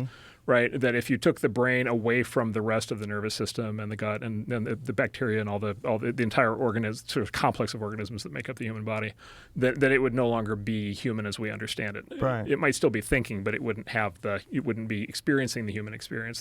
There are scientists who would say that. Obviously, there are religions that would definitely say that. Yeah. That's the case. I would be willing to, me personally, I'd be willing to go so far as to say if it's the brain. So it's only the brain? Because what if what if they do this and then they take your brain and then they put it into this artificial body, and this is the new Mark. You're amazing. You're 20 years old. Your body, you have no worries. You're bulletproof. Everything's great, and you just have this brain in there. But the brain starts to deteriorate, and they say, "Good news. We can recreate your brain." And then we could put that brain in this artificial body, and then you're still you. You won't even notice the difference. That's the leap. That's the leap. Right. Today, that's the hand wave. We have no clue how to do that. For now. I know, for now, but we have no clue how to do a lot of things. And we're not worried about those things either. But if you look, we don't know how to make gravity reverse itself either, right? Like, there's a lot of things we don't. Right. Like, at some point, somebody's got to sit down and actually build these things. Right. And I'm just saying, you could go to MIT for the next 50 years. You wouldn't learn the first thing on how to do what you're describing. So sure, I feel you. Yeah. But so do you think that a lot of Kurzweil's ideas are they just dreams? Are they just like, maybe one day we can do this? Or is there any real technological basis for any of his proposals about downloading consciousness? Is there any real understanding of how that could ever be possible? or like a real roadmap to get to that? Well, again, he has, there's a theory, and let's Steelman his theory. His theory basically is you could map the brain. The brain is the theory would be the brain is physical, and you could in theory with future sensors you could map the brain, meaning you could like take an inventory of all the neurons, right, and then you could take an inventory of all the connections between the neurons and all the chemical signals and electrical signals that get passed back and forth, and then if you could model that, if you could examine a brain and model that, then you basically would have you would have a computer version of that brain, like you would have that. Yeah. Just like copying a song or copying a video file or anything like that. Look, in theory, maybe someday with sensors that don't exist yet, maybe at that point, like if you have all that data, you put it together, does it start to run? Does it say the same things? Does it say, hey, I'm Mark, but I'm in the machine now? Right. I don't know. But would it even need to say that if it wasn't a person? Well, like if you have consciousness and it's sentient, if it doesn't have emotions and it doesn't have needs and jealousy and all the weirdness that makes up a person, why would it even tell you it's sentient? Well, I mean, at some point it would want to be asked, for example, not to get turned off. What if it has the ability to stop you from turning it off? Well, that would be big news. But wouldn't it be not concerned about whether it's on or off if it didn't have emotions? So it didn't have a fear of death. If it didn't have a survival instinct. I mean, fear of death. Like every animal that we're aware of, like has a fear of death. But it's not an animal. I know, but if it's not even an animal, like. But if it's the next thing. Walk it the other way, though. If it's not even that, if it doesn't even have a sense of self-awareness to the point where it's worried about death, like is it anything more than a tool? Well, what if is it anything more than a hard drive? Right, like. Well, and then here's the other thing. Ray, I mentioned this before. Ray says, "Look, consciousness is the machines will come alive sort of on their own because consciousness is emergent. Consciousness is the process of enough connections being made between enough neurons where the machine just kind of comes alive." And again, as an engineer, I look at that and I'm like, "That's a hand wave." Can I rule out that never happens? I can't rule it out. Yeah. I don't even know how we came alive. I don't know how our consciousness I see what works. you're saying. Like right. You're not willing to go woo-woo with it. Yeah, it's just like there's a point at which there's a point at which the hypothetical scenarios become so hypothetical that they're not useful, and then there's a point where you start to wonder if you're dealing with a religion. Yeah, that point where the hypotheticals become so hypothetical. Yeah, that's where I live. Yeah, right. That's my neighborhood. It's fun to talk about. It's just there's not much to. I know. There's not much to do with it. But it's just that's the most fascinating to me because I always wonder like what defines what is a thing, and I've always said that I think that human beings are the electronic caterpillar that's creating the cocoon and doesn't even know it, and it's going to become a butterfly. Yeah. Yeah, that could be. And then look, there are still, as I said, core unresolved questions about what it means for human beings to be human beings and to be conscious and to be valued, and what our system of ethics and morals should be in a post-Christian, post-religious world. And like, are these new religions we keep coming up with, are they better than what we had before or worse? Right. And so one of the ways to look at all of these questions is they're all basically echoes or reflections of core questions about us. Yes. Right. Because if you could say, the cynic would say, look, if we could answer all these questions about the machines, it would mean that we could finally answer all these questions about ourselves. Yes. Which is probably what we're groping towards. Yeah, most certainly. Yeah. Right. That's what we're grappling with. We're trying to figure out what it means to be human and how we like what are our flaws and how can we improve upon what it means to be a human being. And that's probably what people are at least attempting to do with a lot of these new religions. Like the thing that I oppose a lot of these very restrictive ideologies in terms of what people are and are not allowed to say, are and are not allowed to do because this group opposes it or that group opposes it. But ultimately what I do like is that these ideologies, even if they only pay lip service to inclusion and lip service to kindness and compassion, because a lot of it is just lip service, but at least that's the ethic. That's what they're saying. Like they're saying they want people to be more inclusive. They want people to be kinder. They want people to group in. And they're using that to be really shitty to other human beings that don't do it.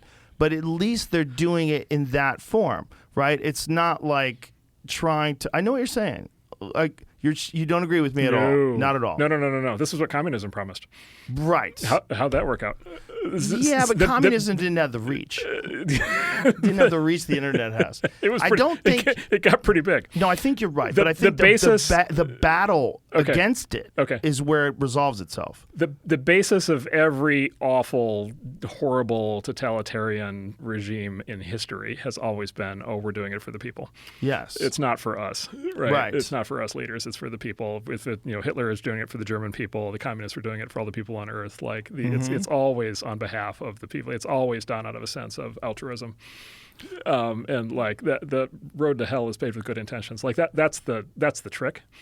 Right, but don't you think the goalposts, because of this, do get moved in a generally better direction? And that the battle, as long as it's leveled out, as long as people can push back against the most crazy of ideas, the most restrictive of ideologies, the most restrictive of regulations and rules, and the general totalitarian instincts that human beings have. Human beings have, for whatever reason, a very strong instinct to force other people to behave and think the way they'd like them to. That's that's what's scary about this woke stuff. Forced conversion. Yes.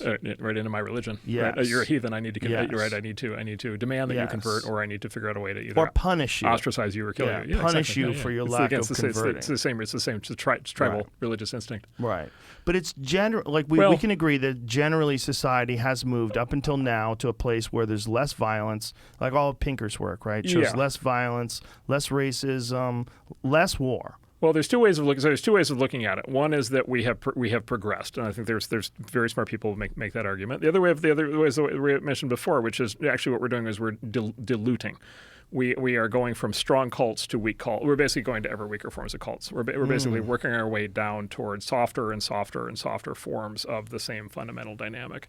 So where does that go to, though? Well, the good news, at least in theory, of walking down that path would be less physical violence. And in fact, and there is less physical violence. Like political violence, as an example, is way down as compared to basically any historical period. And so that just on a sheer human welfare standpoint, like you'd have to obviously say that that's good.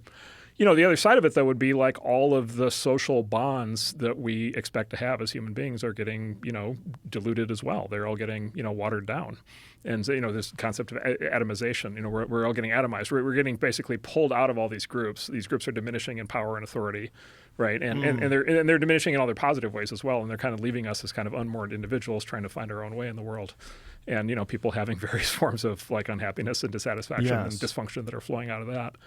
And so, if everything's going so well, then why is everybody so fat? And why is everybody on, drugs? And why is everybody taking SSRIs? And why is everybody experiencing all this stress? And why are all the indicators on like anxiety and depression spiking way up? But aren't we aware of that? Well, but like, how's it going, right? Like, well, for who? Well, for the people. For me, it's going great. Well, for you, it's going great. For me, it's going great. But why is it going great for you? Well, for a lot of people, it's not going that great. Right, but isn't it going great for you because of education and understanding and acting? Yeah, there's a certain number of people who these things go great for. Right. That's why fine. is that? I mean.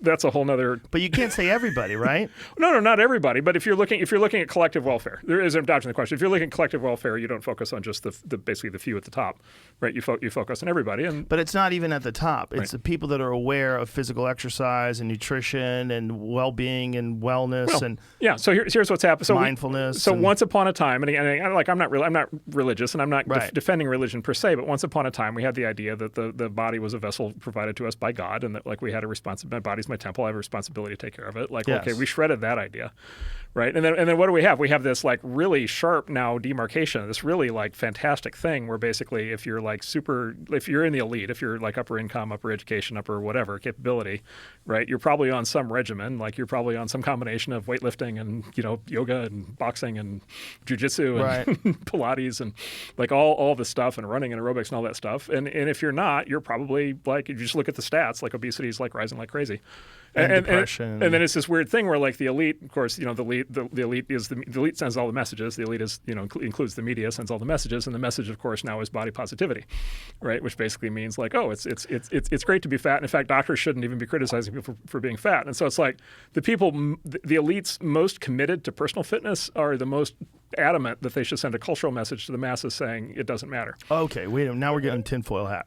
Let me hit the No, brakes. no. Do you really think the elites are sending body positivity messages? Yeah, of and course. this is where it comes from? 100%. In what way? You pick up the cover of any of these. It's the new in thing now with all the fitness magazines and the checkout stands at the supermarket. Right. But where's that coming from? That's coming from people. That's coming from, it sells to people if you let them know that they're good. Of course. Well, but that's, of course, people want to hear. I would love to hear, if I'm just like an ordinary person living my, I'd love to hear a message I can eat whatever I want all But day I think long. the and not, message gets transported on social media long before so-called elites get a hold of it. But it was an elite, the idea of, it's like all these ideas. It's like all these ideas. The idea of body positivity, right, is definitely elite driven. Like that idea that like that's just good, it's just fine. Like, you know this. You look at old photos of crowds of just crowds of normal people. You don't see fat people. Yeah, the like, 1970s. It's just not. Yeah, including relatively recently. Like it's just not the case. Right. And so look, people may have a natural inclination to not exercise. They may have a natural inclination to eat all kinds of horrible stuff, right? That may be true, but like there's a big difference between living in a culture that says that that's actually like not a good idea and that you should take care of yourself versus living in a culture where the culture says to you, no, that's actually just fine. In fact, you should be prized for it. Okay, but and if a doctor criticizes you, they're being evil. But let's break that down. Like, where's that message coming from? Where is the message of body positivity? Where's it coming from? It's the same place all these other ideas are coming from. But isn't it coming from this? It's Yeah, communism, right? Isn't it coming from the same place where you get participation trophies? It's an evolution of the sort of egalitarian ethic of our time, right? That sort of evolved. It evolved all the way through communism. It kind of hit the 60s. It turned into this other thing that we have now, sort of modern, whatever you want to call it, modern elite secular humanism, whatever you want to call it. Anyway, point being, like, it is a weird dichotomy. Like, it's very, the outcomes are very strange, right? It's like, okay, why are the people most enthusiastic about sending this message the most fit, right? Why is everybody else suffering? But is that real? My point. Are they the most fit? The people that are sending this body positivity message, in general, what I see is obese people that want to find some sort of an excuse for why it's okay to be obese. Yeah, there is some of that, but there's a lot of theory, right? There's a lot of there's a lot of professors, there's a lot of writers, right? There's a lot of people working in the media companies. Like there's a lot of people whose job it is to propagate ideas. Yeah, that grifters. have 6 yoga classes a week and do all this stuff. Eat at Whole Foods and those are the ones that are telling you it's okay to be fat. That's where a lot of the stuff is coming from. Really? Yeah. How Yeah. so? Where are you getting this? You look at it's now showing up in major advertising campaigns. Right, but isn't that just because they feel like that's what people want? And there's a lot of blowback from that. But again, let's go back to where this started, which is it's a level of like, are you in a culture that has expectations or not, right? Are you in a culture that actually has high standards or not? And this goes back to the Nietzsche point. In a religious environment, you had high standards because you were trying to live up to God. Okay. We are now trying to create cultures that we are constructing from scratch, right? They're not religious. We don't believe in God. We're trying to construct value systems from scratch. And do we value emotions too much? Yeah. Do we value emotions too much? What do we value? Do we value achievement? Do we not? Do we value Do we value protecting people from shame? And do we value economic growth? Do we Right. do we think people should have to work? Like Right. by the way, drug policy. Like, do we think it's okay for people? Do we value people not being stoned? Like, and by the way, maybe we should, maybe we shouldn't. I don't know, but like, it's a thing we're gonna have to figure out. Right. I don't know if you saw the number, and I'm not anti-marijuana, but like the numbers of marijuana usage in the states that legalize marijuana are like really high. And like, do we want like 40 or 50 or 60 or 80% of the population being stoned all day? Is that real? I don't know. Not yet. But if you look at where the numbers are going in the states that have legalized marijuana, like it's rising. Well, the government, the classic case, the government just announced, the federal government just announced they're going to start to they just banned Juul electronic cigarettes. Isn't that wild? Now, why'd they do that? So they finally banned those. I'm coming to that. So they banned those, and then they're going to try to now mandate lower nicotine levels in tobacco cigarettes, right? But why would they ban Juuls? Well, so Juuls are electronic cigarettes. There's a bunch of arguments. It's a long time. There's a whole bunch of arguments, but it's interesting that the trend is to ban tobacco, but to legalize marijuana, right? So this is a tobacco vape pen. Is this illegal now? I don't think it's illegal. Juul is not going to be allowed to operate. I don't know what that means for other companies like that. They might also be banned. Like that might not be legal in the U.S. in 3 months. What? Yeah, that's coming. But who the fuck are they to tell us we can't have this? The federal government. But this is what's crazy. Like, why? Yeah. Well, as usual with these things, there are very specific reasons. And a lot of it, of course, has to do with marketing to kids, which has always been an issue with. But I'd like to with find cigarettes. out what they're saying. What's the reason? When you think about 500,000 people die every year from cigarette smoking, right? How many people are dying from Juuls? Yeah, I don't know. Is it 4? I mean, generally, a lot of Bunch people. of scab pickers, those kids. Who's dying from Juul? Those people that. I suck on remember them all day? they when I saw a story about this maybe 2 years ago. They had their content of nicotine is way higher than it's the tied. average thing. This motherfucker puts you on Pluto right away. It's wild. It gives you a crazy head rush. My tinfoil hat also read that this had something to do with a big building they bought in San Francisco, and a lot of people didn't like that. Like the What? company, but I don't know how But accurate how all did the that stuff federal was. government outlaw them because of a building? I don't know. That doesn't make any sense. It sounds like the jewel lobbyists need to step up their fucking game. Nancy Pelosi has a number. You got to find what that number is and get it to her. But here's the other thing: you're not dying from the nicotine. Like the nicotine is not causing the lung cancer. Exactly. Right. It's Very good point. Tobacco is causing the lung Explain cancer. The tobacco is causing the lung cancer. Right. One of the Not arguments. even the tobacco necessarily. Yeah, like the tar, like the other, right, the all elements, kinds of other shit in there. the stuff that's in there. And so, one of the arguments for Juul historically was it is better than smoking. It is healthier than smoking cigarettes. There's an issue with the heavy metals and the adulterated packets and so forth. But generally speaking, if you get through that, people are generally going to be healthier smoking a vape pen than they're going to be smoking tobacco. But think about the underlying thing that's happened, which is negative on nicotine, positive on marijuana. Well, then think in terms of the political coding on it, right? So who smokes cigarettes versus who smokes pot, right? So who smokes cigarettes? It's coded. It's not 100%, but it's coded as lower, especially middle class, lower class white people. Who smokes pot? Upper middle class white people. Wait a minute. Lower class white people smoke pot too. They do now in increasing numbers, but if you look for Cheech and Chong. if you look at Cheech and Chong was a long time ago. FDA proposes rules prohibiting menthol cigarettes and flavored cigars to prevent youth.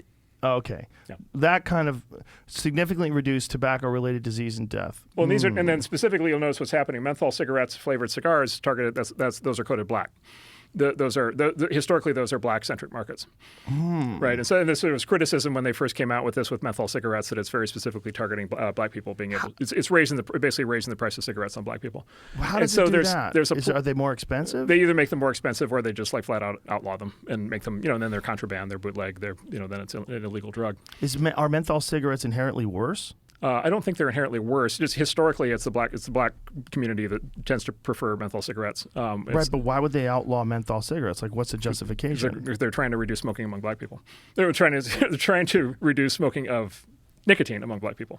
They're not, interestingly, trying to reduce smoking of marijuana with black people. In fact, they're doing quite the opposite because we're legalizing marijuana everywhere. So there is an interesting, as the tectonic plates shift in our ethics and morality, there's a coding to race and class. What are your reservations about marijuana being fully legalized and implemented? I don't know. I'm sort of reflexively a libertarian. My general assumption is it's a good idea to not basically tell adults that they can't do things that they should be able to do, particularly things that don't hurt other people. But you're apprehensive. And furthermore, it seems like the drug war has been a really bad idea, and for the same reason prohibition has been a bad idea, which is when you make it illegal, then you have organized crime, then you have violence, right? And all these things. And so that's like my reflexive. As a soft libertarian, that's sort of my natural inclination. Having said all that, if the result is that 20% of the population is stoned every day, is that a good outcome? Okay, what about 30%? What about 40%? What about 50%? Do you ever smoke marijuana? A little bit, a couple times. What are your thoughts on what happens when people smoke marijuana a lot? I don't know. Do you believe that the medical establishment that struggled so much with COVID is going to be able to give you the answer? I don't think they're the ones I should turn to. Yeah. I think we should turn to the people that are high-functioning marijuana users. Well, except maybe the high-functioning users are the special.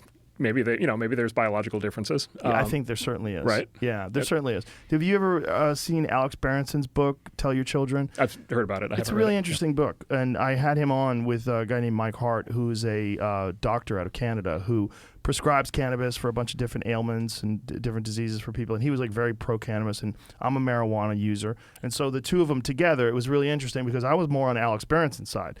I was like, yeah, well, there are real instances of people developing schizophrenia radically increasing in people, whether they had an inclination or a tendency towards schizophrenia, a family history or something, and then a high dose of THC snaps something in them. But there are many documented instances of people consuming marijuana, specifically edible marijuana, and having these breaks. Yeah. So what are those things? And because of the fact that it's been prohibited and it's been Schedule 1 in this country for so long, we haven't been able to do the proper studies. Right. So we don't really understand the mechanisms. We don't know what's causing these we don't really know what's causing schizophrenia, right? Well, I was going to say, it's possible that marijuana is getting blamed for schizophrenic breaks that would have happened anyway. Right. It's a precondition, right? Right. And so we don't know. It's hard to study. Well, here's another question. Another ethical question gets interesting, which is, should there be lab development of new recreational pharmaceuticals, right? Should there be labs that create new hallucinogens and new, barbiturates and new amphetamines and new et cetera, Or new opiates. Or Like new this is opiates. the big Yeah. dilemma about fentanyl, right? Yeah, And exactly. then the new Right. ones that are even more potent. But should that be a fully legal and authorized process? Should there be the equivalent of should there be companies with the same companies that make Right. cancer drugs or whatever? Should they be able to be in the business of developing recreational drugs? But isn't the argument against that if you do not do that, then it's the same thing as prohibition, that Right. you put the money into Right. the hands of organized crime, Right. and they develop it because there's a desire. Right, that's right. Yeah. Yeah. And then you get meth and fentanyl and so forth. On the other hand, do you want to be again, it goes back to the question: do you want to be in a culture in which basically everybody is encouraged to be stoned and hallucinating all the time? You keep saying stoned, but the thing about cannabis is it facilitates conversation and community and kindness. There's a lot of very positive aspects to it, especially when used correctly. And I would argue from what I can tell, it's therefore, if you had to make a societal choice, you prefer marijuana over alcohol. I do, but I also like alcohol. Right. I think alcohol is a great social lubricant, and it makes for some wonderful times and some great laughs. And if you're a happy person, I'm a happy drunk. I like drinking with friends. We have a lot of laughs. Yeah. And I don't think if the government came along and said no more no more drinking, no more alcohol, I would be just as frustrated as I would be if they came along and said no more cannabis. I think if you're a libertarian, then I would imagine that you think that the individual should be able to choose their own destiny if fully informed. Yeah. And I do. And by the way, you'll notice there's another thing that happens as we kind of reach for our new religions, is we meet the reflex, which is legitimate, which we all do, is to start to think, okay, therefore, let's talk about laws, let's talk about bans, let's talk about government actions. Right. There's another domain to talk about, which is virtues. Right. And in our decisions and our cultural expectations of each other. Yes. Right. And of the standards that we set and who our role models are, right, and what we hold up to be positive and virtuous.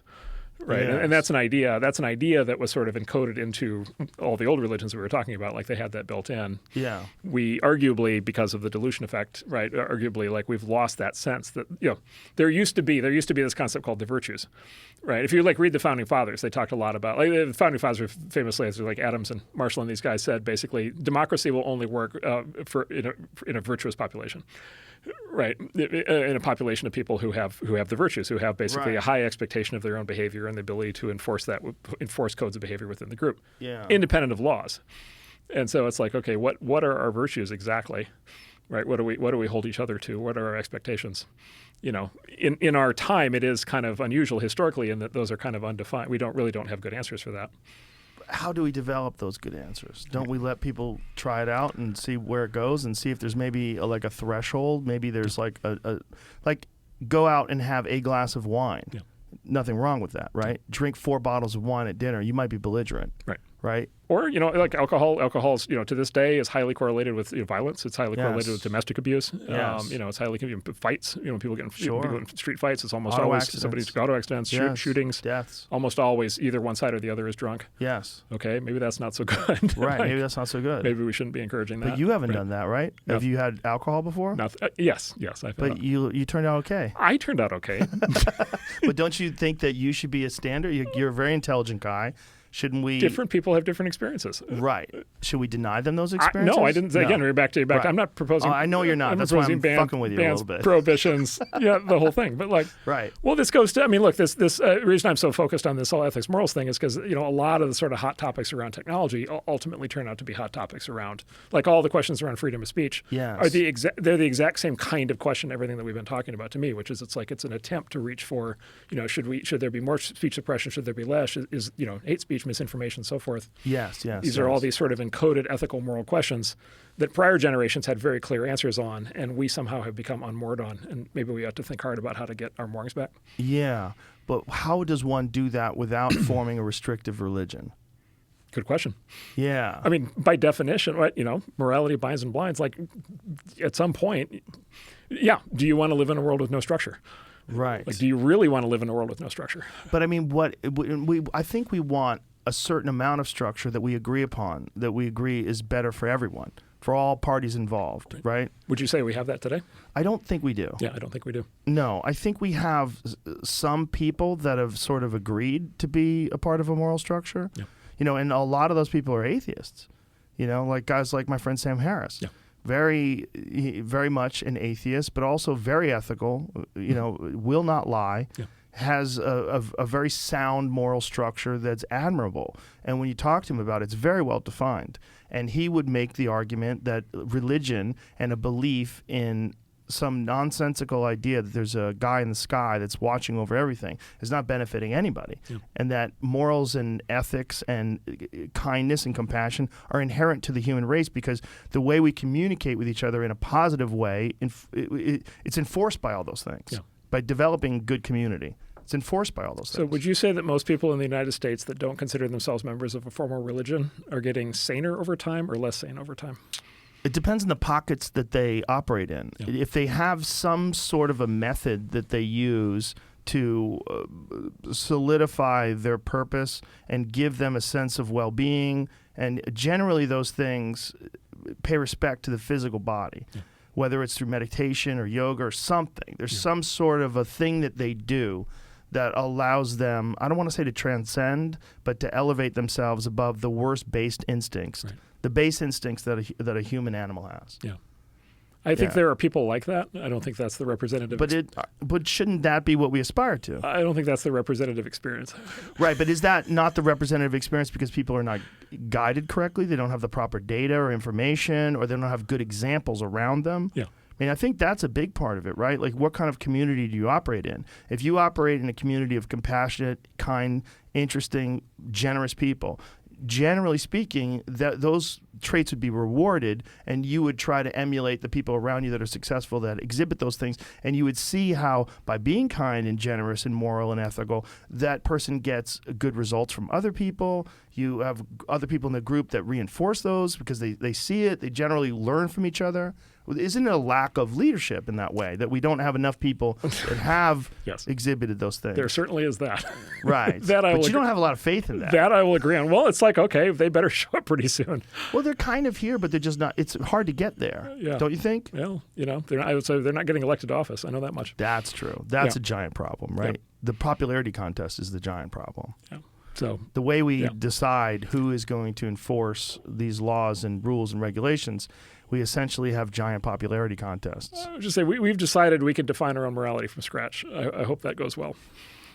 I'm a lot more worried about that than I am about artificial intelligence. I can tell you that. Okay, I'm a lot more worried about the other people. That's an imminent threat. Yeah. So it's a constant threat. What's the solution? I don't know. It's a hard one. Do you have any theories? I mean, look, at the very least, when I always go to try to figure out the meta level, okay, like if this isn't going well, like what's the system? Like what's the process by which this would happen? What are the sort of biases that would be involved as we think about this? What are the motivations that we have? I don't know that brings me any closer to an answer to the actual question. But is this something you've wrestled with? A little bit, but not. Yeah, I would certainly not propose an answer. You wouldn't propose an answer, but would you ever sit down and come up with just some sort of hypothetical structure that people could operate on and at least have better results? I think that is going to be something that people are going to have to do maybe someday. I might do that someday. You might do that someday, yeah. But you clearly have thoughts on it. Yeah. And you clearly have thoughts on things like marijuana that maybe perhaps people are using to escape or to dilute their perspective. Let me give you something I do have strong thoughts on. Let me give you something I have strong thoughts on. Like, do we value achievement? Right. What is achievement? Do we value outperformance? Okay, but what is performance? What is achievement? Do we value people who do things better than other people? Okay, but what are those things? What about communicate with people? Do we value people who communicate with people better? Yeah. Do we value people who are kinder? Yeah. Do we are those achievements? Yeah. To getting differences. Right, but to be able to get your personality and your body and your life experiences in line to the point where you have more positive and beneficial relationships with other people, isn't that an accomplishment? Yeah, sure, of course. That would be an accomplishment, but also, like, do we value people who build things? Right. Like, and what are those things? Right. Do we value people who create jobs? Right. Do we value people who run companies?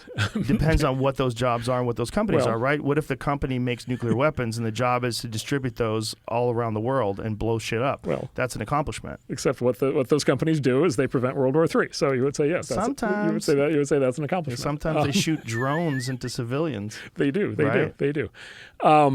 Yeah. Look. Do we value? Yeah. I mean, look. Do we value heterodox thinking? Right. Do we value thinking that violates the norm? Right? Do we value thinking that challenges current societal assumptions? Like, do we value that, or do we hate that? We try to shut it down. Look. Do we value people if they study harder, they get better grades? The better grades should get them into a college other people can't get to. Do we have to universally value all the same things? Like, isn't it important to develop pockets of people that value different things, and then we make this sort of value judgment on whether or not those things are beneficial to the greater human race as a whole, or at least to their community as a whole? Do we value population growth? That's a question, right? Do we value having kids? Right? Yeah. Is having kids something that contributes to the human story, or is Depends on who's having kids. or is Have having you seen Idiocracy? Yes. Mike Judge was on the other day, and the podcast actually came out today.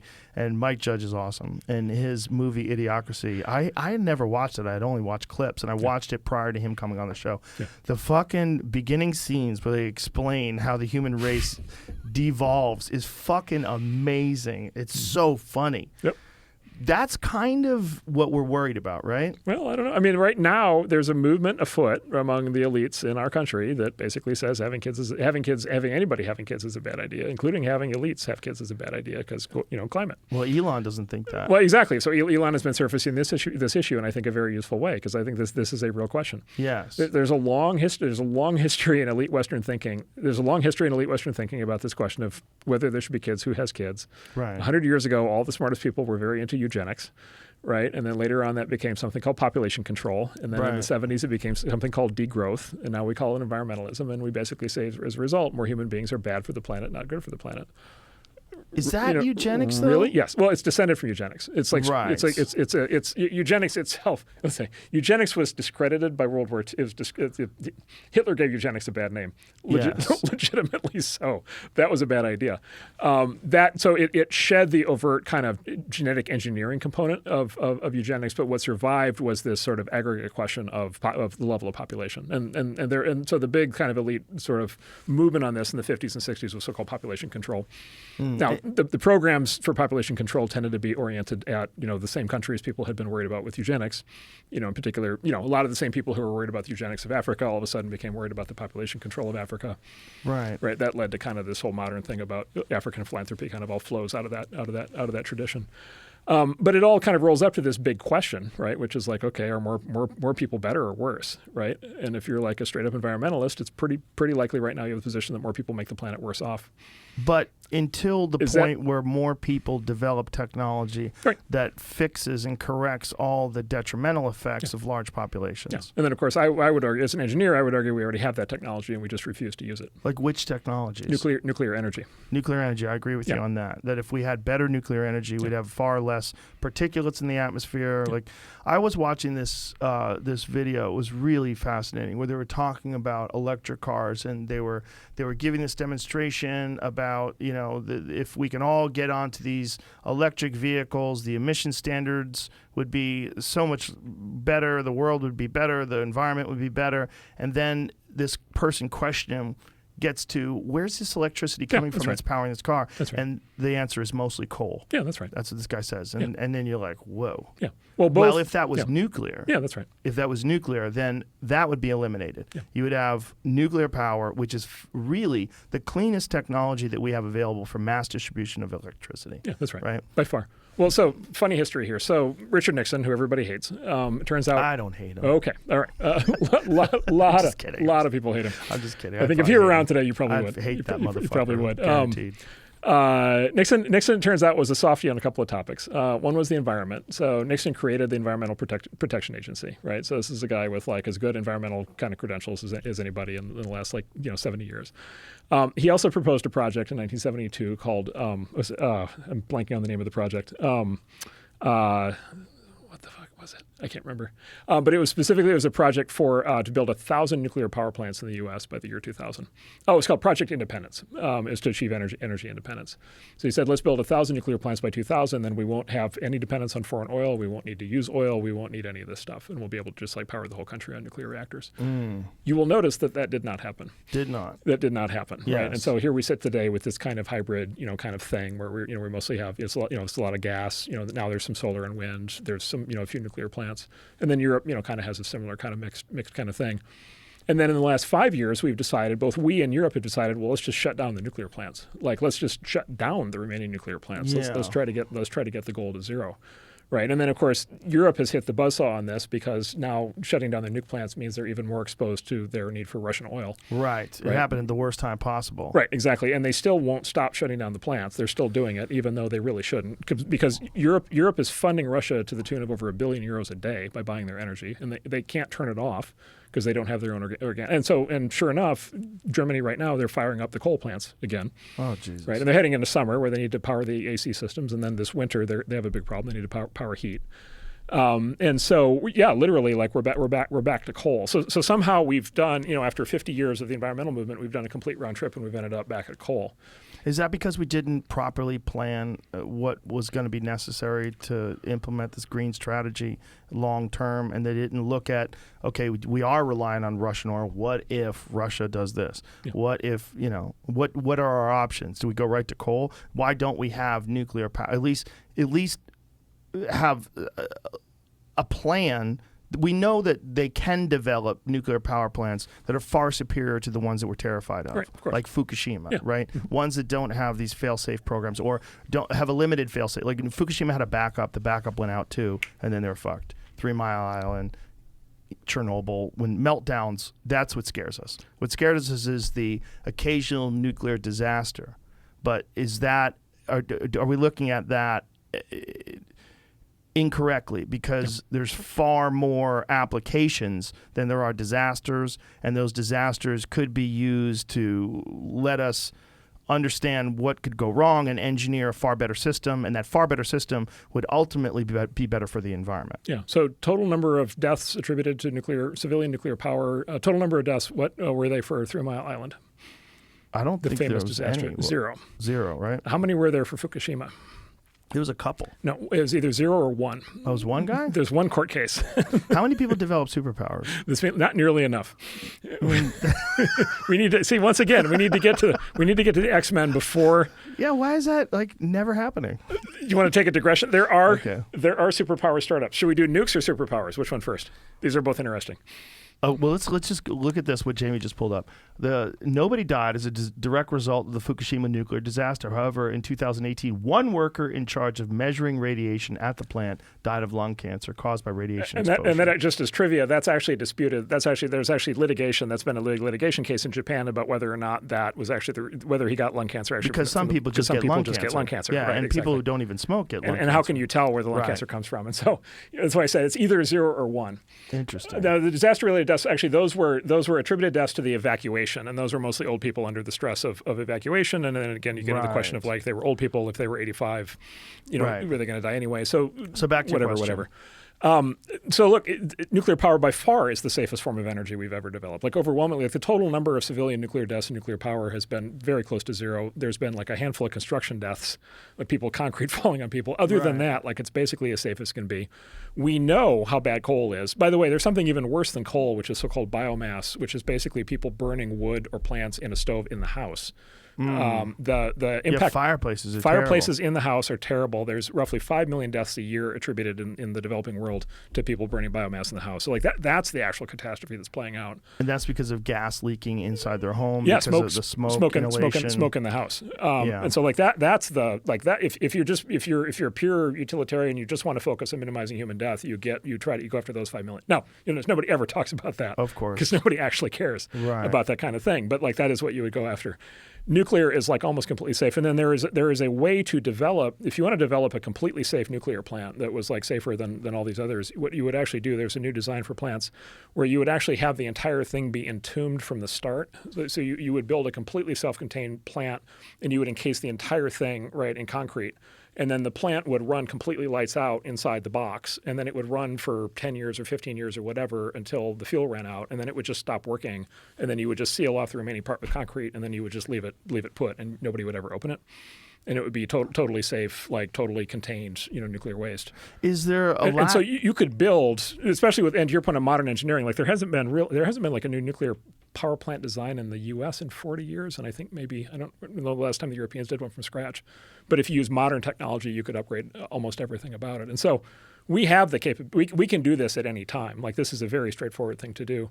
There has not been a new nuclear plant authorized to be built in the United States in 40 years. Holy shit. We have something called the Nuclear Regulatory Commission. Their job is to prevent new nuclear plants from being built. Jesus Christ. And this is because of these small amount of disasters that have caused no life loss. It's either people have a dispute about the facts, or there's a religious component here where we have the same people who are very worried about climate change are also, for some reason, very worried about nuclear for reasons. As an engineer, I don't understand how they kind of do that. It's something about nuclear, so-called ick factor. Well, it's energy, right? I mean, it's the idea of the fact that you can't get rid of it. Like once you do have a disaster like Fukushima, that area is fucked for a long time. Yeah. But again, this is the thing: is you can do like total amount of nuclear waste in the world is like very small. There's a way to build these things where they're like completely contained, like that you could work around. Like that's not a big issue relative to the scale of the other issues that we're talking about. Like compared to carbon emissions, like that's just not a big issue. Right. But what I was going to get to is that energy. Also, there are strategies in place to take nuclear waste and convert it into batteries and convert it into energy. You could do that. There's a lack of education. You could just bury it. Well, look, I think primarily these topics are religious. Like, this is always for anybody who ever, and there's a whole wave of investing that's happening. There's a whole climate tech, and remember, there's a whole green climate tech wave of investing in tech companies in the 2000s that basically didn't work. There's another wave of that now because a lot of people are worried about the environment. And to me, the litmus test always is: are we funding new nuclear power plants? Right. Because we have the answer. Like we don't need to invent the new thing. We actually have the answer for basically unlimited clean energy. We don't want it. I don't know why. Religious reasons. The Europeans don't want. I mean, the Europeans of all people should really want it.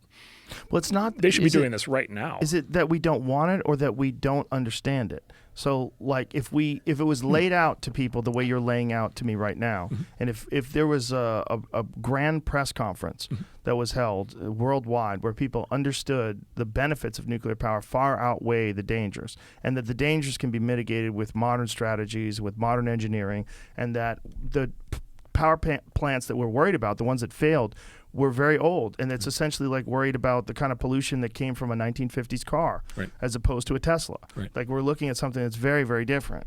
Well, so Stuart Brand, who's the founder of the Whole Earth Catalog and one of the leading environmentalists in the 1960s, has been on this message for 50 years. He's written books, he's given talks, he's done the whole thing. There's a debate in the environmental community about this.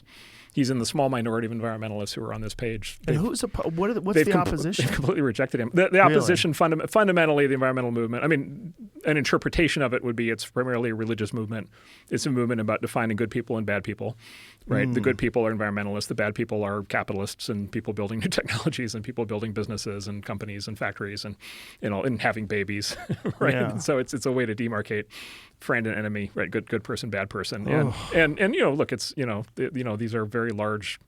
Enterprises, lots of scientists, activists, lots of people making money on. It's like a whole thing. Right. That is the problem. Right. And so, once things get into this zone of the facts and logic don't seem to necessarily carry the day. Look, I was to say, it's reassuring to me that we have the answer. It's disconcerting to me that we won't use it.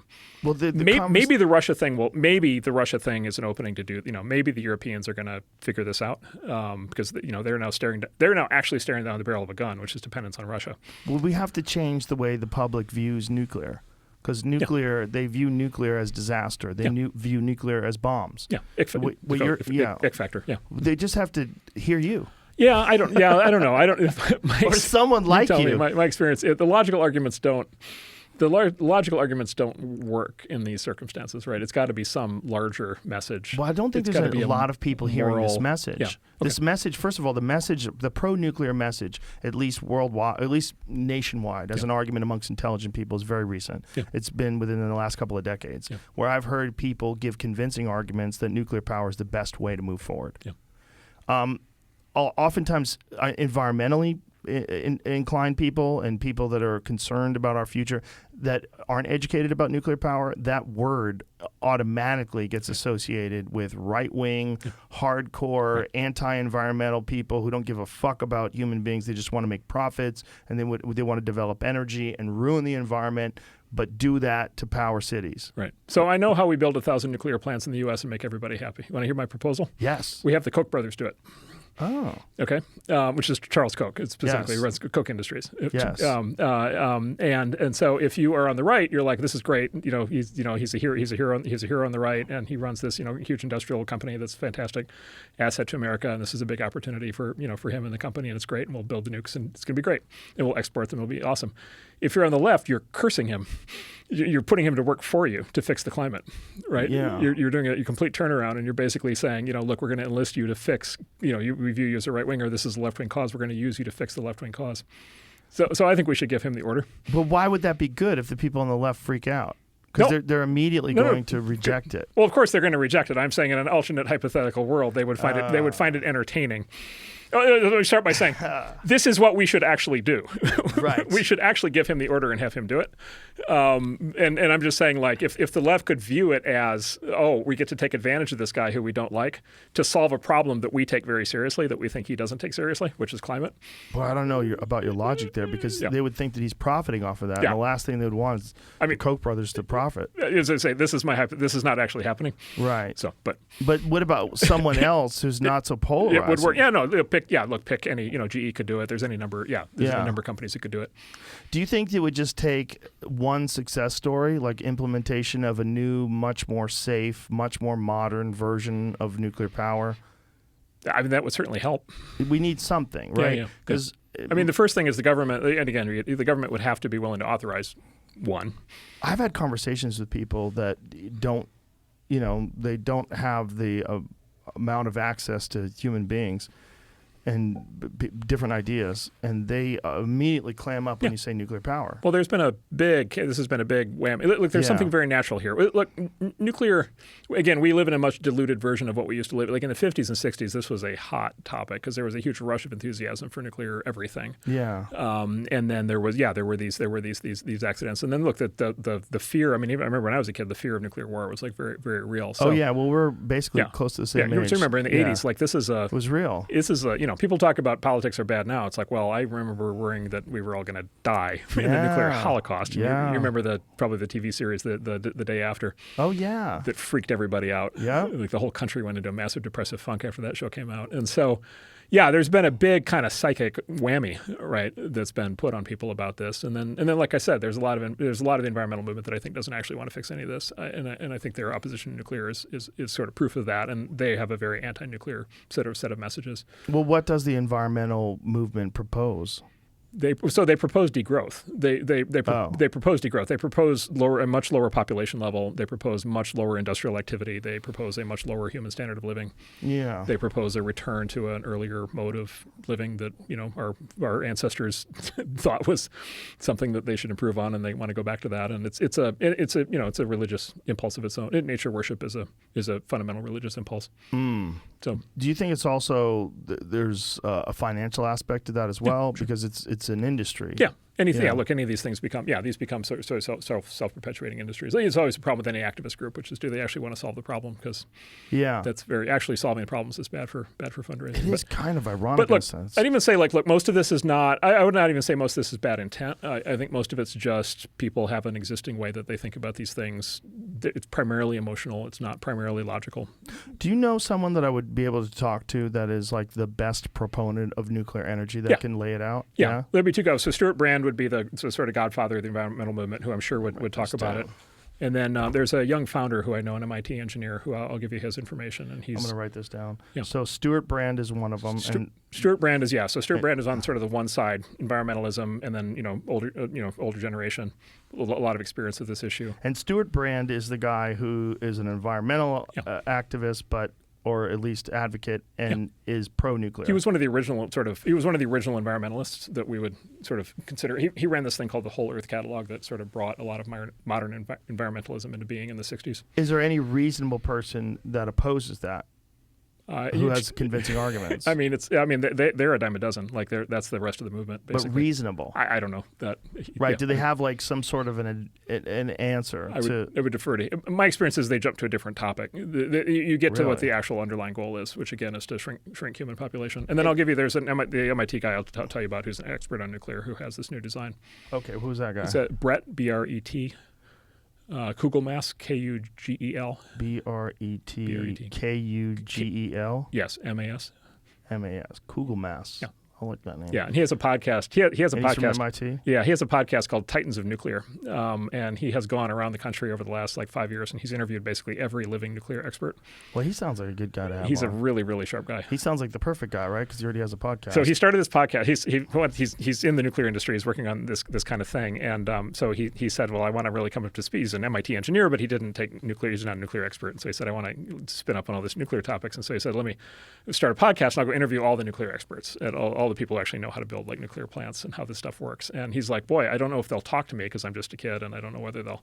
And he said he said uniformly they've just been totally shocked that anybody wants to talk to them at all. They're just like, oh my God, like we've never been invited on a podcast before. Nobody ever wants to hear from us. And so he said like 100% hit rate of all the real experts. Oh, interesting. And so if you listen to his podcast, it takes you through like all this stuff in detail. Okay, Titans of Nuclear. I'm going to get on that. So it seems like the problem is there's a bottleneck between information and this idea that people have of what nuclear power is. That needs to be bridged. We need to figure out how to get to people's heads that what we're talking about when you talk about nuclear power is a very small amount of disasters, we're a large amount of nuclear reactors, and you're dealing with very old technology as opposed to what is possible. And virtually no deaths. That's wild. And an overwhelmingly better trade-off versus any other form of energy. Yeah. Right. Yeah. I mean, look, that's the argument. I think it's quite straightforward. My experience with human beings is that they only react to crises. And so that's why I say, like, I don't think logical arguments sell. So I think it's probably some sort of crisis, and the Russia crisis is one opening.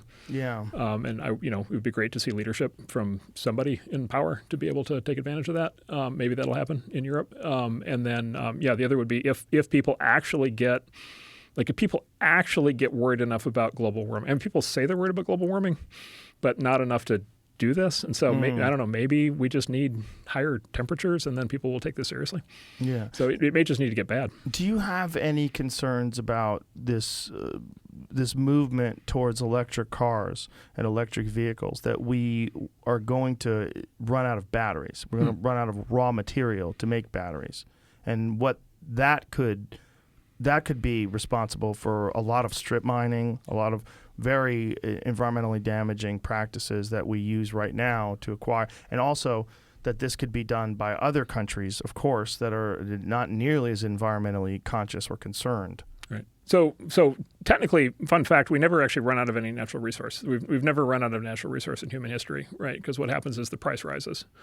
Right. The price rises way in advance of running out of the resource. And then basically whatever that is, using that resource becomes non-economical. And then either we have to find an alternative way to do that thing, or at some point we just stop doing it.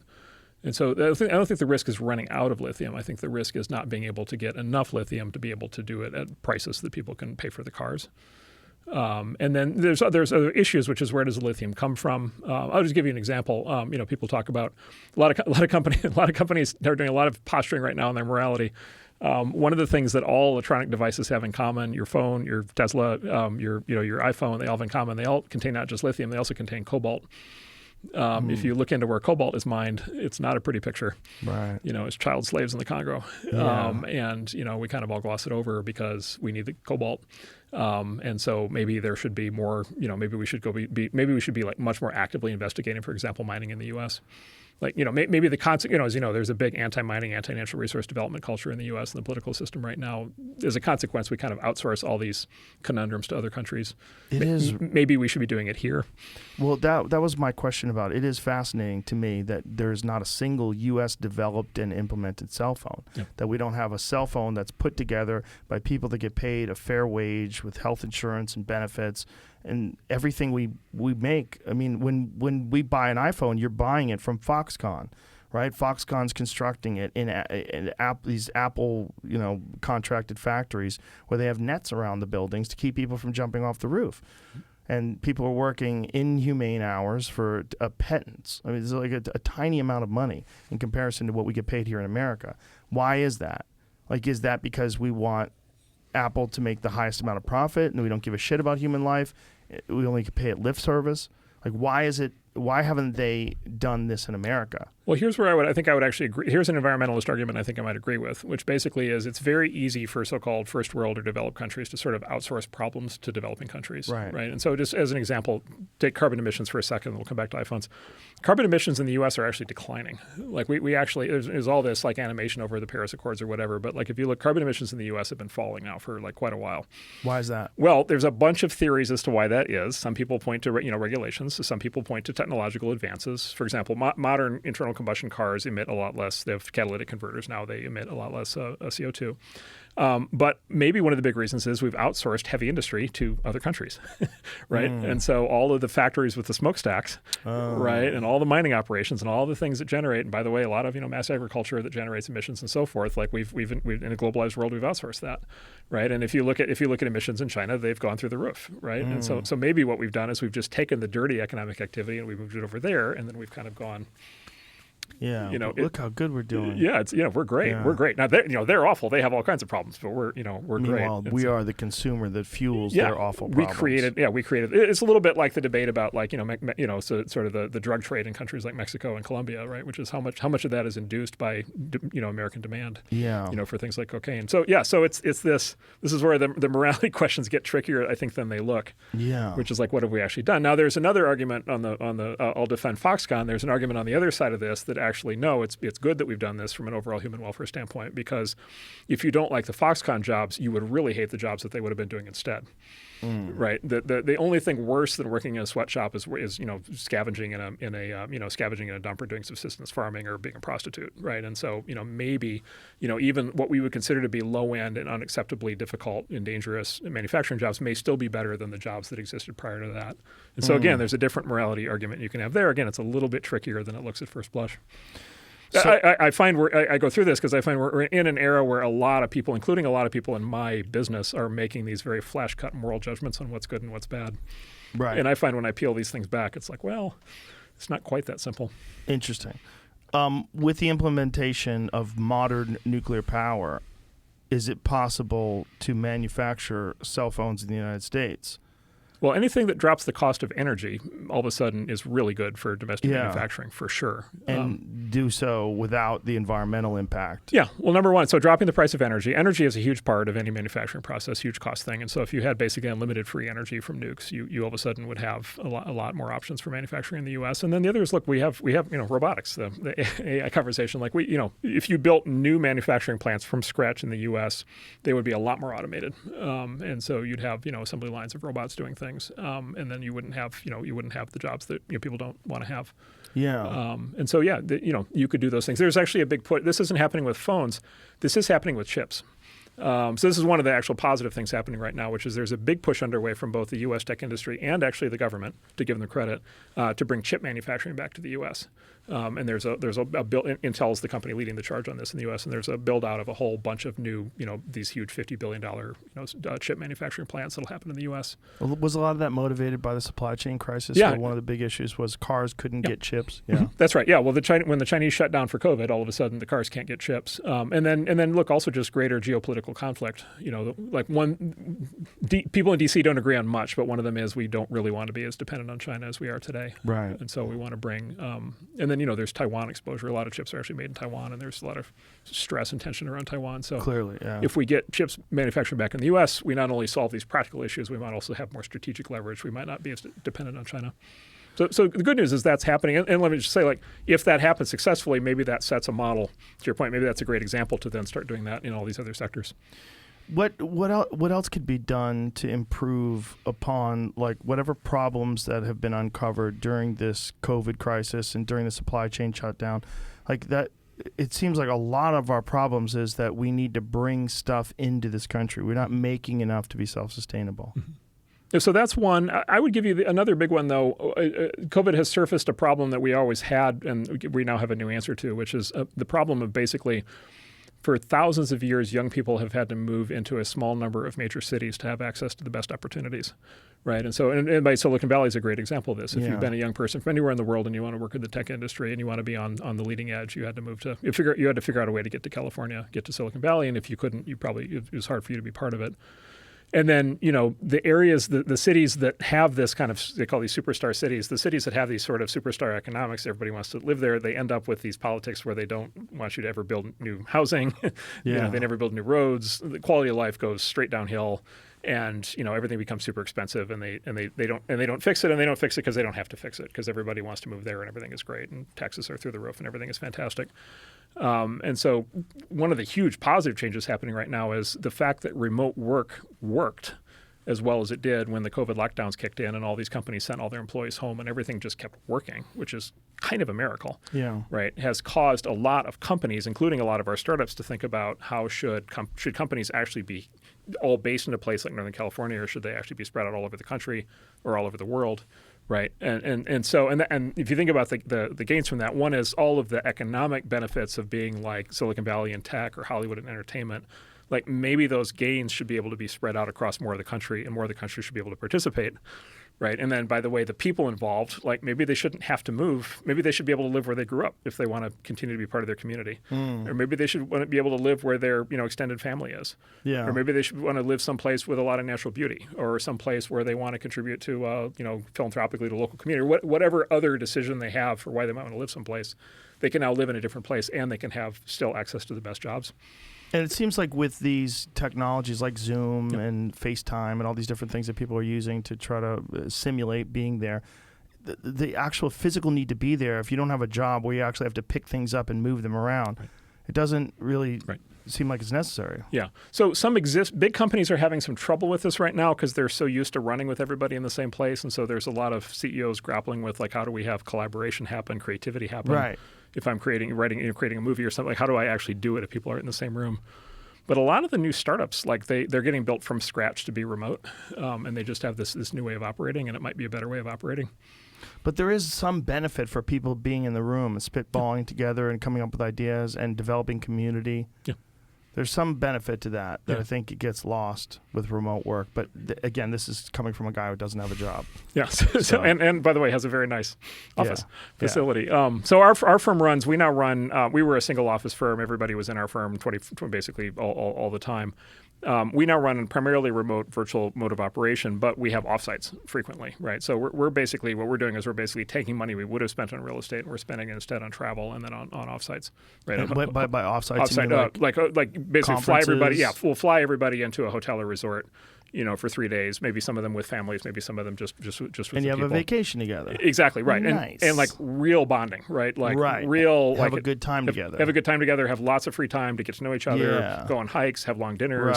Right. Parties. Fire on the beach. Like whatever it is. Have people really be able to spend time together. How much of a benefit do you think there is in that? A lot.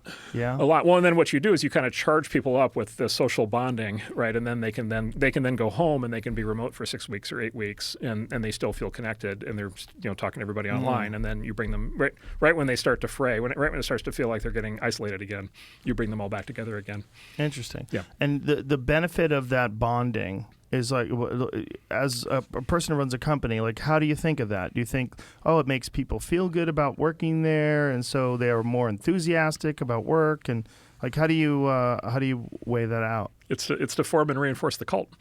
Right. So it's the religion, the company religion, right? Yeah. Which we don't call it that, but that's what it is. And so it's to get that sense of community. It's that sense of group cohesion, that like we're all in this together. I'm not just an individual. I'm not a mercenary. I'm a member of a group. We have a mission. The mission is bigger than each of us individually. And do you have like little struggle sessions where you let people air their gripes? And some companies have those. We're not so hot on those. We have other ways to deal with that kind of thing.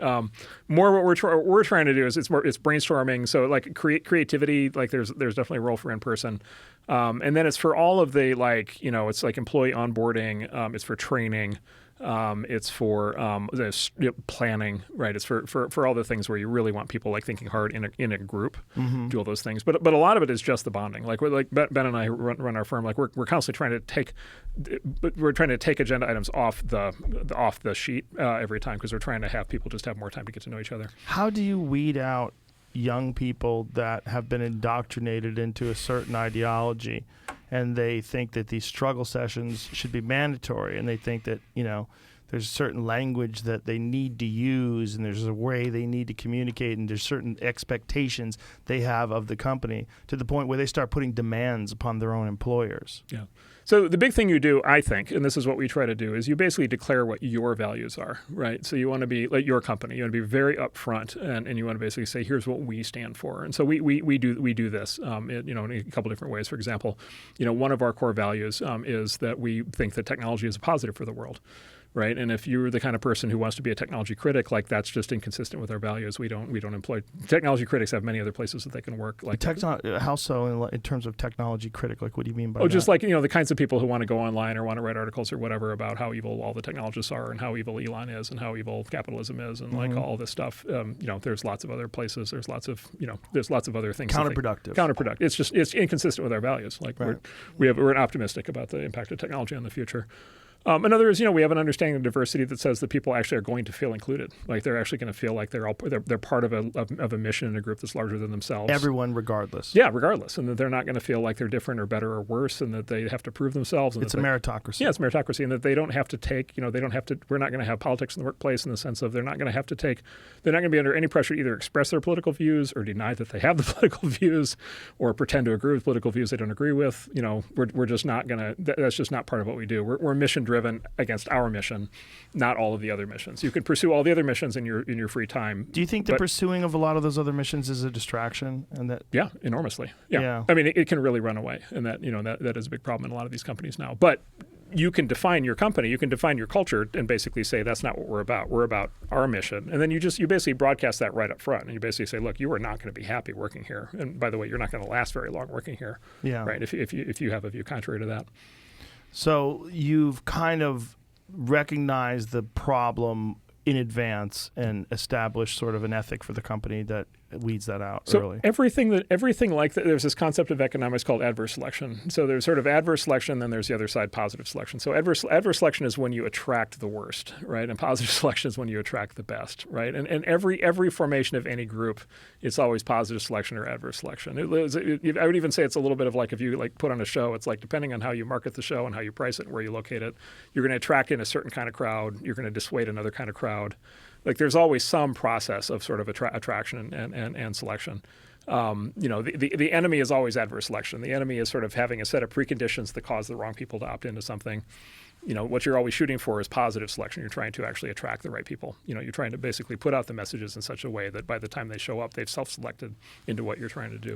I think most of this is that. Do you have other CEOs that contact you and go, hey, we've got a fucking problem here. How did you guys do this? Yeah. Yeah. So I'll just give you an example. A public example is Coinbase. Is a company that's now been all the way through this, and it's a company we've been involved with for a long time. And that's a very public case of a CEO who basically declared that he had hit a point where he wasn't willing to tolerate politics in the workplace. And then he did this. He was the first of these that kind of did this. We're going to be mission driven. Our mission is open. It's a cryptocurrency company. Said our mission is an open global financial system that everybody can participate in. And he said, look, there are many other good missions in the world. You can pursue those in your own time, or go to other companies to do that. So was it a system where their activists had infiltrated the company? And yeah.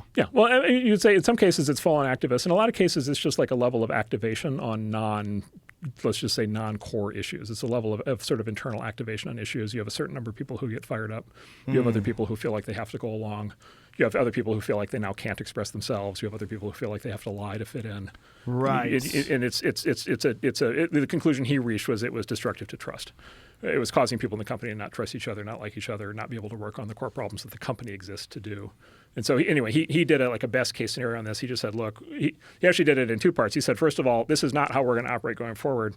And then he said, I realize that there are people in my company that I did not set this rule for before who will feel like I'm changing. I'm pulling the rug out from under them and saying they can't do things they thought they could do. And I'm going to give them a very generous severance package and help them find their next job. Kick rocks. Fuck out of here. Well, but with like he did like a 6-month severance package, something on that order, and to make it really easy for people to be able to get healthcare and like deal with all those issues. And almost incentivize them. Yeah, incentive. Yeah, basically say, look, you're not going to like it here. You're not going to like it here. You're gonna not.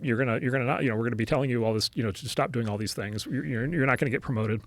And so you're definitely going to be better off somewhere else. And do you think going forward that's going to be what more companies utilize, or that they implement a strategy like that? Because it's ultimately for your bottom line, it's got to be detrimental to have people so energized about so-called activism that it's taking away the energy that they would have towards getting whatever the mission of the company is done. Yeah, so the way we look at it is basically, look, it is so hard to make any business work, period, right? Like to get a group of, especially from scratch, a startup, to get a group of people together from scratch to build something new against what is basically a wall of sort of start out with indifference and skepticism and then ultimately like pitch battles with big existing companies. Like it's in other startups, like it's so hard to get one of these things to work. It's so hard to get everybody to just even agree to what to do that. Right, to what is the mission of this company? How are we going to go do this? To do that, you need to have like all hands on deck. You need to have everybody with a common view. A lot of what you do as a manager in those companies is try to get everybody to a common view of mission. You're trying to build a cult. You're trying to build a sense of camaraderie, a sense of cohesion, right? Just like you would be trying to do in a military unit or in anything else, where you need people to be able to execute against a common goal. And so, anything that chews away at that, anything that undermines trust and causes causes people to feel like they're under pressure, under various forms of unhappiness, other missions that the company has somehow taken on along the way that aren't related to the business. Yeah, that just all kind of chews away at the ability for the company. And then the twist is that in our society, the companies that are the most politicized are also generally have the strongest monopolies. Right, and so like Google, for example, right, and so this is what we always tell people: is like, look, the problem with using a company like Google or any other like large established company like that, and because people look at that and they say, well, whatever Google does is what we should do. It's like, well, start with a search monopoly, right? Start life number one with a search monopoly, the best business model of all time, $100 billion in free cash flow. Then you can have whatever culture you want. Right. Right. But all that stuff didn't cause the search monopoly. Like, what caused the search monopoly was like building a great product and taking it to market, and that's what we need to do. And so this is where more CEOs are getting to. Now, having said that, the CEOs who are willing to do this are still few and far between. Leadership is rare in our time, and I would give the CEOs who are willing to take this on a lot of credit, and I would say a lot of them aren't there yet. A lot of them must be terrified, too, because it's these ideologies are so prevalent, and these religions, as you would say, are so strong. Yeah. Brian, the CEO of Coinbase, got deluged with emails from other CEOs, in the weeks that followed, and they were basically all like, "Wow, that's great. I wish I could do that at my company." I wish. Right. Do you think that would be more prevalent in the future? That more, So they're going to realize that they're going to have to. Well, things like Netflix. Netflix realized that when their stock dropped radically. They realized that a little bit. A little bit. A little bit. Yeah. I have a friend who's an executive at Netflix, and she was telling me the struggles that they go through, and it's pretty fascinating. Yeah. It's like they essentially hired activists who are more. She pulled this person into her office to have a discussion with them, and the person said, "How do I know you're not the enemy?" Yeah, right. That's right. And she's like, "I'm your fucking boss." Right. Like, what are you talking about? Right. That person wound up getting fired ultimately, eventually. Yeah. But I mean, what the fuck? Yeah. Imagine that kind of an attitude 20 years ago. You could never imagine it. Yeah. It would not take place. Yeah. There's been a collapse in, I would say, trust and authority in managers. There's been a collapse in leadership exhibited by managers. It has not gone well. It's been a bad experiment. And there's a lot of fear. And do you think this is accentuated by social media? Oh yeah, for sure. Well, it's all social media, but it's also the mainstream media, the classic media. Like, look, so what's the fear? Well, a big part of the fear is that you're then going to deal with, you're going to have now an ex-employee who hates you is going to go public. Right. Right. But is that and also... it's cover of Time magazine stuff, right? Like, now, what drives what goes in the cover of Time magazine these days is apparently it's a lot of social media. But still, it's like all of a sudden 60 Minutes is doing a hit piece on you. Like it Right. But is the problem that these companies don't have ability to defend themselves and express themselves on broad scale? Well, they could choose to. I mean, right. But how would they do that? They need to choose. They need to decide. They need to decide that they need to have a crisis. They need to decide that the status quo is so bad that they're going to deal with the flack involved in getting to the other side of the bridge. But they would also have to have a platform that's really large, where it can be distributed, so that it could mitigate any sort of incorrect or biased hit piece on them. Yeah, and look, they have to be willing to tell their story, right? Yes. And they have to be willing to come out in public and say, look, here's what we believe, here's why we do things. And that's what the CEO of Coinbase has done. Yeah, he's done that. Yes. He's a very brave guy. What's his name again? Brian Armstrong. Fuck yeah, Brian Armstrong. Yeah, he's a great guy. All right. Yeah. We're very proud. That brings me to crypto. Yes. What do you have a general feeling about crypto? Yeah. I'm sure you have very strong opinions. Yeah, very strong opinions, yeah. So let me start by saying we Okay. don't do price forecasting. So we don't do price forecasting when it's on the way up. We don't do price forecasting when it's on the way down. I have no idea what the prices are going to be. We never recommend people buy anything. Like, we're not trying to get people to buy anything. I'm not marketing anything. Right. So nothing I say should be attributed in any way to, like, oh, Mark said, buy this or don't buy Yes. that. None of that. And in fact, we basically, in the way our business works is we basically ignore all the short-term stuff. We sort of invest over a 10-year horizon. It's kind of our kind of base thing that we do. And so we have a big program in this, and we're charging ahead with the program. What are your feelings about the prevalence of, even these sort of novel coins or novelty coins, and these the idea that you could sort of establish a currency for your business? That's like, there was talk about Meta doing some sort of a Meta coin, Right. And that a company could do that. Google could do a Google coin, Yeah. and they could essentially not just be an enormous company with a wide influence, but also literally have their own economy. Yeah. What do you think about that? Well, so this has happened before. There's a tradition of this, and so the frequent flyer miles are like a great example of this, right? In fact, to the point where we have credit cards that give you, frequent flyer miles as sort of cash back. So Yeah. so companies have that. You may remember from the 70s, it was more common in the old days, but there used to be these things called like A&P stamps. There used to be these like saving stamps you'd get, and you go to the supermarket and you buy a certain amount, and they give you these stamps. You could spend the stamps on different things or send them in. Okay. So there were sort of private, so-called script kind of currency issued by companies in that form.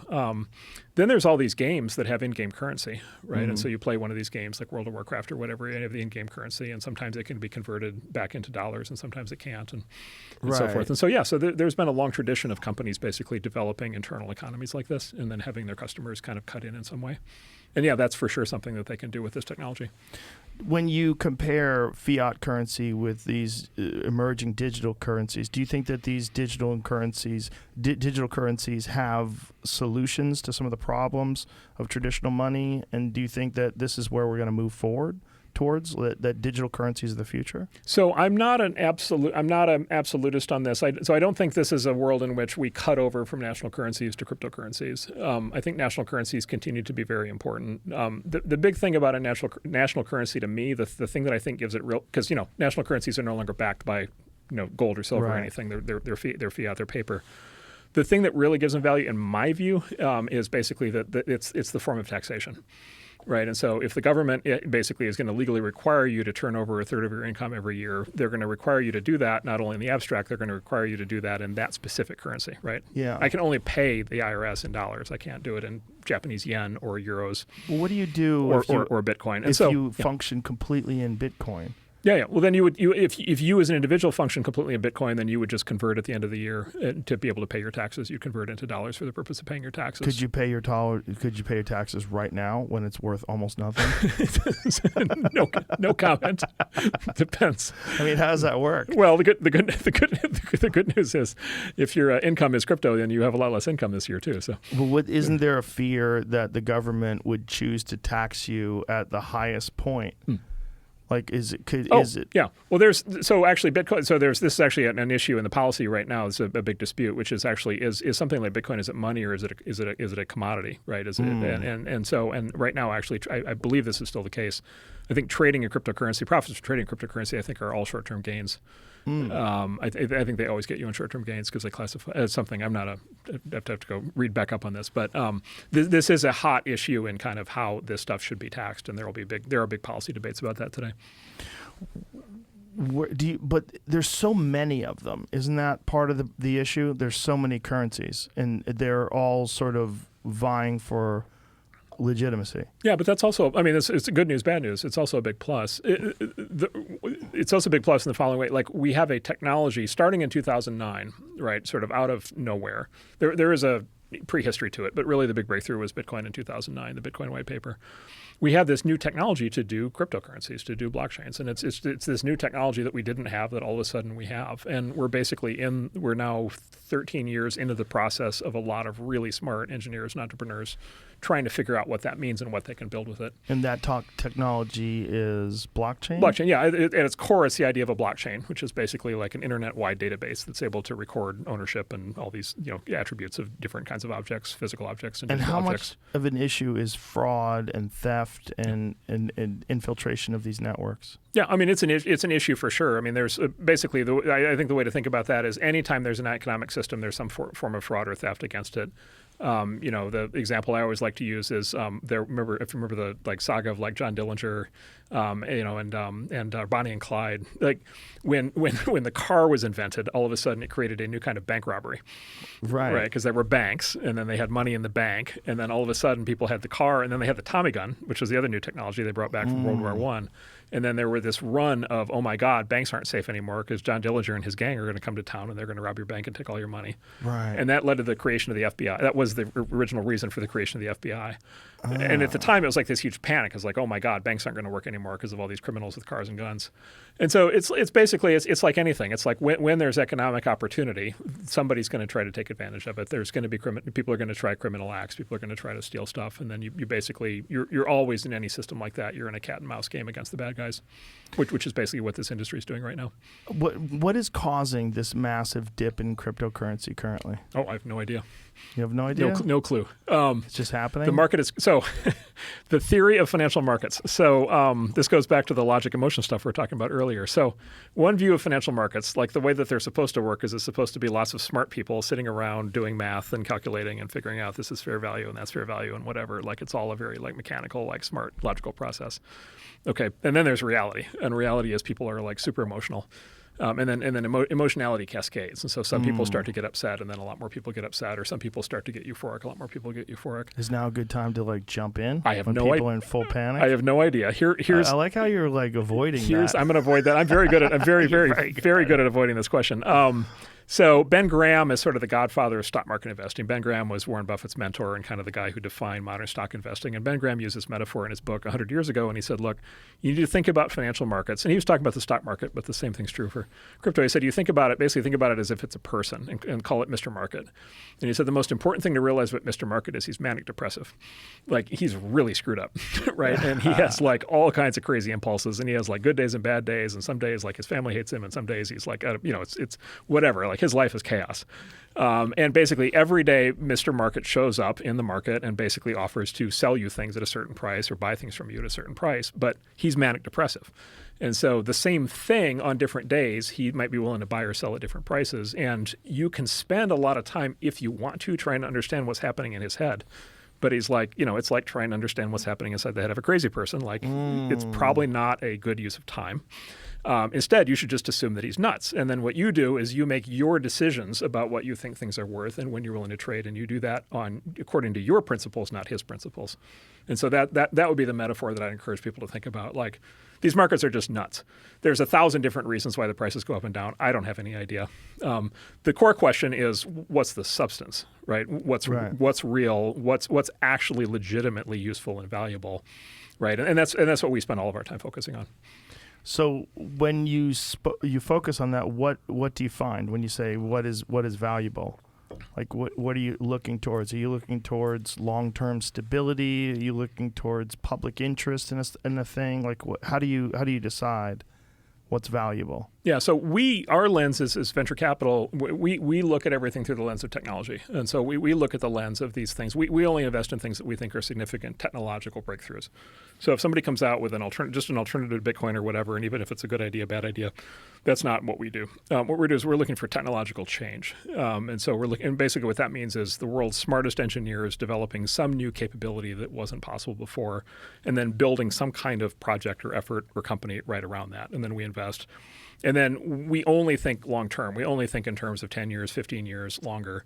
And the reason for that is big technological changes take time, right? It takes time to get these things right? And so that's our framework. We spend all day long talking to the smartest engineers we can find, talking to the smartest founders we can find who are organizing those engineers into projects or companies.